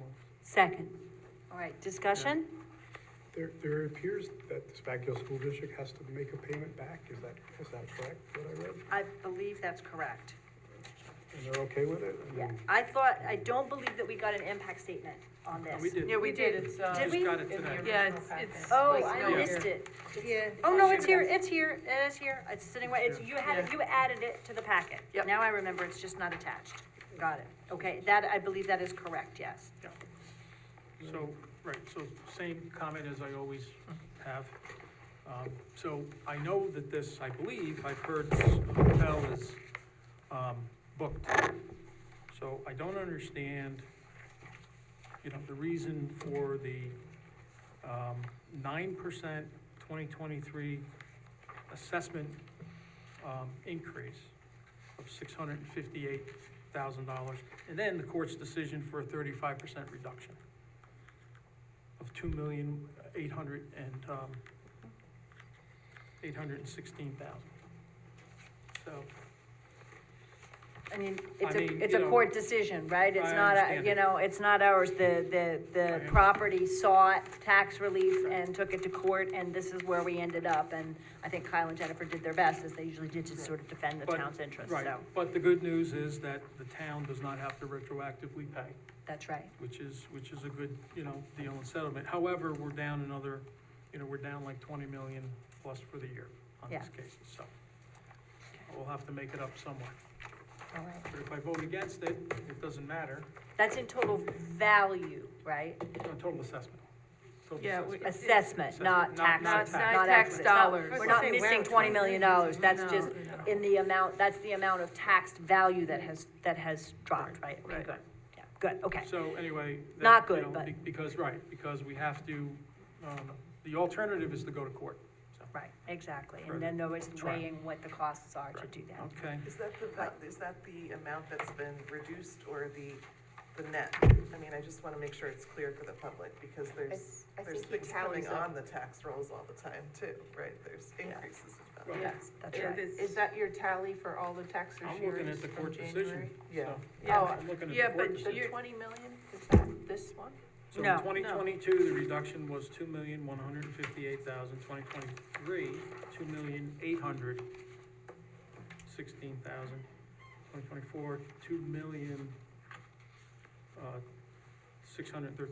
So Right, those but- aren't, cumulative, those are What I'm per year. asking, your $20 million refers to every tax certiorari since January? Yeah, That's what we wanted to make, I I think that's see. what Emily wanted to make clear. So someone doesn't hear this and go, on this property? Right? Right. no, Yeah. I said total, but in total, but yes, it's for the year. I Okay. keep totals, For the year. yeah. Okay, any Thank you. further discussion? All right, all those in favor? Aye. Any opposed? All right, resolution carries 6-0. All right. Resolution number 20, Germania is having a Christkindl market, November 22nd, 23rd. They've requested to have all fees waived for the event, and the town clerk can only waive fees for certain organizations as it pertains to the fee for the actual event application. The town board has been asked to waive the fees in regard to the building department fees. So, Town of Poughkeepsie does hereby waive all permit fees relating to Germania's Christkindl mark on November 22nd and November 23rd. And we are supposed to approve the application and request as submitted, so moved. How much is the fee? Second. I think it's The building department $150. fees are, 150 for 2 days? I believe, 150. No, that's my fees. Oh. Oh. There's more? The building department, it depends. I don't think they're Depends on- attached this time. Yeah, it depends on how many people you expect to attend. Yeah. I have to abstain because I'm a member, so. Yeah, I have to abstain, but just to clarify, there's no like electrical permit, all those other things that happen, it's just a building inspection. And we were also having the committee that's thinking about user fees and about this Yeah. for next year, I right? wonder a few people that Right. nonprofits may not be included in the list. Right, we are Okay, I see discussing the that fees question, here. Okay, I but see we're the fees. finishing out 2024, okay? This would probably be $400. It's gonna probably be over 1,000 people over the 2 Yeah. days. Yeah, I Yeah. think last time I figured it out, it was like 600. Yeah, it attracts a lot of people to the Right. area, so. And I'd like to be very consistent, I'll vote for this, but then as we start 2025, to have a very consistent policy. Because it's not We're like working we're on it. just sort of asking for this money out of thin air. We need building inspectors and others to do this work. And I think we should just across the board, that should be built into the cost of events for everybody. But I will vote for it this time, and then we'll start anew in 25, okay? All those in favor? Aye. Aye. Any opposed? Wait, 2 abstentions? 2 abstentions? Abstentions, right. All right, so we have 4, 402. yes, 402, okay, all right.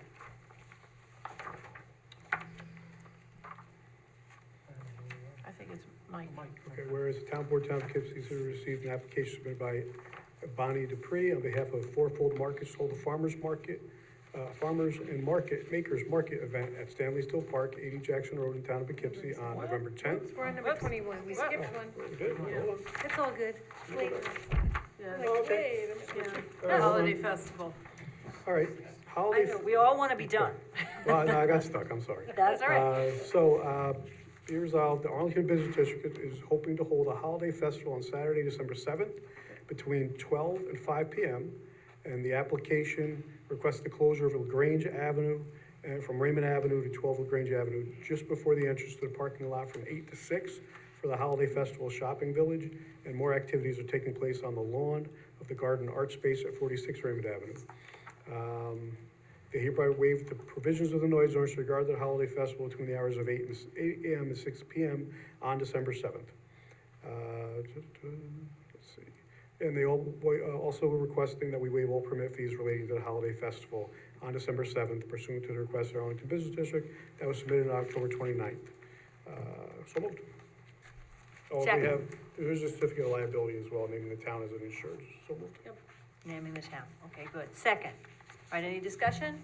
So, but the permit, what are the individual vendors? Is that what you're talking about? Waive the permit fees? The event fee is $150, I mean, $50 or $150, because I see you got the things, but, I don't think we have, maybe, That's I not think us. it's just 15 vendors, Yeah. if that. Right now, we currently only have 8, right.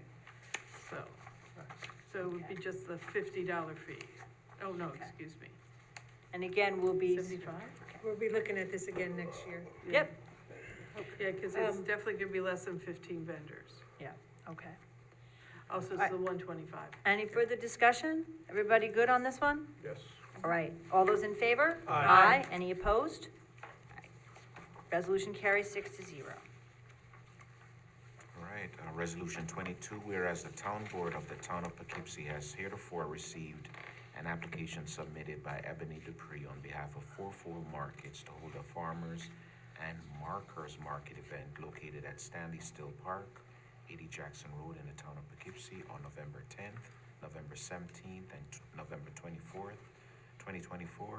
The town clerk is in receipt of a certificate of liability insurance naming the town of Poughkeepsie as an additional insured. That the town board of the town of Poughkeepsie does hereby approve the application as submitted for said event to be held on the above-mentioned date. So moved. Second. Okay, this was an initiative of our recreation director, Nate Smith, to try a small farmer's market for several weeks in that space. That's gonna kind of be a little bit of a maker's market space as well, and see how it works, see how it goes. Picklelicious is coming. Picklelicious? I like pickles. Okay, pickles, among Sorry. other things, for your holiday shopping. So, we will have, so we're gonna see how this goes and see if Stanley Still was a great location for the trunk or treat, I thought. It worked really, really well. Ann and I competed for spookiest and she won. So it's a nice space to try this as well. Okay, all those in favor? Aye. Any opposed? The resolution carries 6-0. And that's another thing to look forward to before the holidays. And I believe our town clerk, Felicia Salvatore. We have number 24, continue. Oh, Don't pretend no, it how about didn't. your event, did you have You any wanna other do that at events? the There's a 23 Oh, I missed for any that. other events? Sorry. So I do have the Pete Samplifo Holiday Run. I'm sorry, I didn't remember that was number 23. And that's gonna be on December 7th as well, from 9:30 to 11, and that's located, it starts in the village of Wappingers, and they do a run, and there's 2 different ones, there's a 5K. And I also have a liquor license that I have misplaced, but, my office is in a bit of disarray. So my question to Emily is, they're not asking for a waiver from the town board. I believe I can just write them a letter as long as I notify the town board. But I've been racking my brains to try and remember who submitted it. It went to the city of Poughkeepsie first, and then it came to us, and I can't find it at the moment. But if I find it, I think I can probably email whoever's ward it's in and just notify you guys all about it, but I think I can just send them a letter. You'll be moving back in next week and it will appear. I hope so. Yes, It's after you move exhausting, back down because the we hall. took a couple of weeks to pack up everything, and then, yeah. But I So, do but wanna we think publicly, while I have a chance, thank the highway department. I don't think Mike Simon is here, But the guys from the highway department and Sean Grady, who have been working really hard, and the guys from the highway department, came in and they did my flooring, after hours, and they did a really great job, and I would hire them for my own house. They did great work. And I did all the painting last night, and my husband even helped a little, so, I mean, it's been an ongoing effort, so I spent the whole day yesterday there. While I had the room empty, I might as well spruce up the paint, because that was about 12 years in needing to be done. Wow, I gotta So- come peek at the new paint job. Well, it's the same colors, because I didn't wanna have to get too crazy with the, Right. you know, so. But it'll look nice Davies and was fresh. wonderful as well, as That's great. matching colors, 12 years old. So we will put in the minutes to thank you to the highway department. Yes. And to Sean Grady and Yeah, everyone well, who's I'll been tell them working on that myself, I made project. them cookies, but I don't know if that was enough. I'm sure that was appreciated. Thank you very much. You're welcome, sorry, 24. Of course, 24, so, I believe this would go to Ann. Is that right? 24, was that a new one? Well, no, oh yeah, let me just that would go to put you, it on Ann. here. It's an So- SC, it was on your right. desk. but Be I it don't- resolved that the town board does hereby grant special consent for an additional item tonight, which is the appointment of Daniel LaRusso as full-time head groundskeeper for the Recreation Department. And that if anyone objects, we will not do this. So moved? Second. All those in favor? Aye. Any opposed? Okay. The purpose here is for resolution SC1. This is Francisco Cicero's former position, but we all agreed, including him, that he was really less of a recreation leader than he was a head groundskeeper. So we have changed the position. I think I wrote all the board members about that. And this gives this person, by pushing this on today, he gets at least a week to train with Frankie before Frankie moves on to his new job in the sewer department. So it's gonna give us some continuity and some training. So you're moving So- this one as well?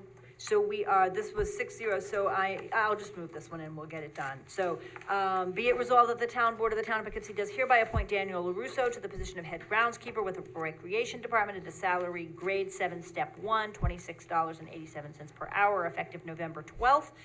Which appointment shall be subject to a probationary period as described by the civil service rules, and the town supervisor or designee can also execute and file all documentation required. So moved. Second. Okay, any discussion? All those in favor? Aye. Any opposed? 6-0. I believe the last thing we have to do tonight is invite anyone who has had the stamina to still be here, and who would like to speak on any item that they would like to speak to the town board about, on any issue. I move to suspend the rules for anyone who might wish to comment. So moved. Second. All those in favor? Aye. Any opposed?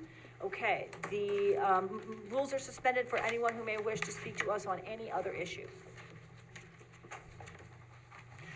Seeing none, I move that we return to the normal order of business. Second. All those in favor? Aye. And I move that we adjourn at 9:45 PM. We don't need to do the executive session on the personnel. No, we do not. Actually, we have pushed that off till next week. I knew the one we did, but both of them? Both of them. Okay. Yep, we're good. All right.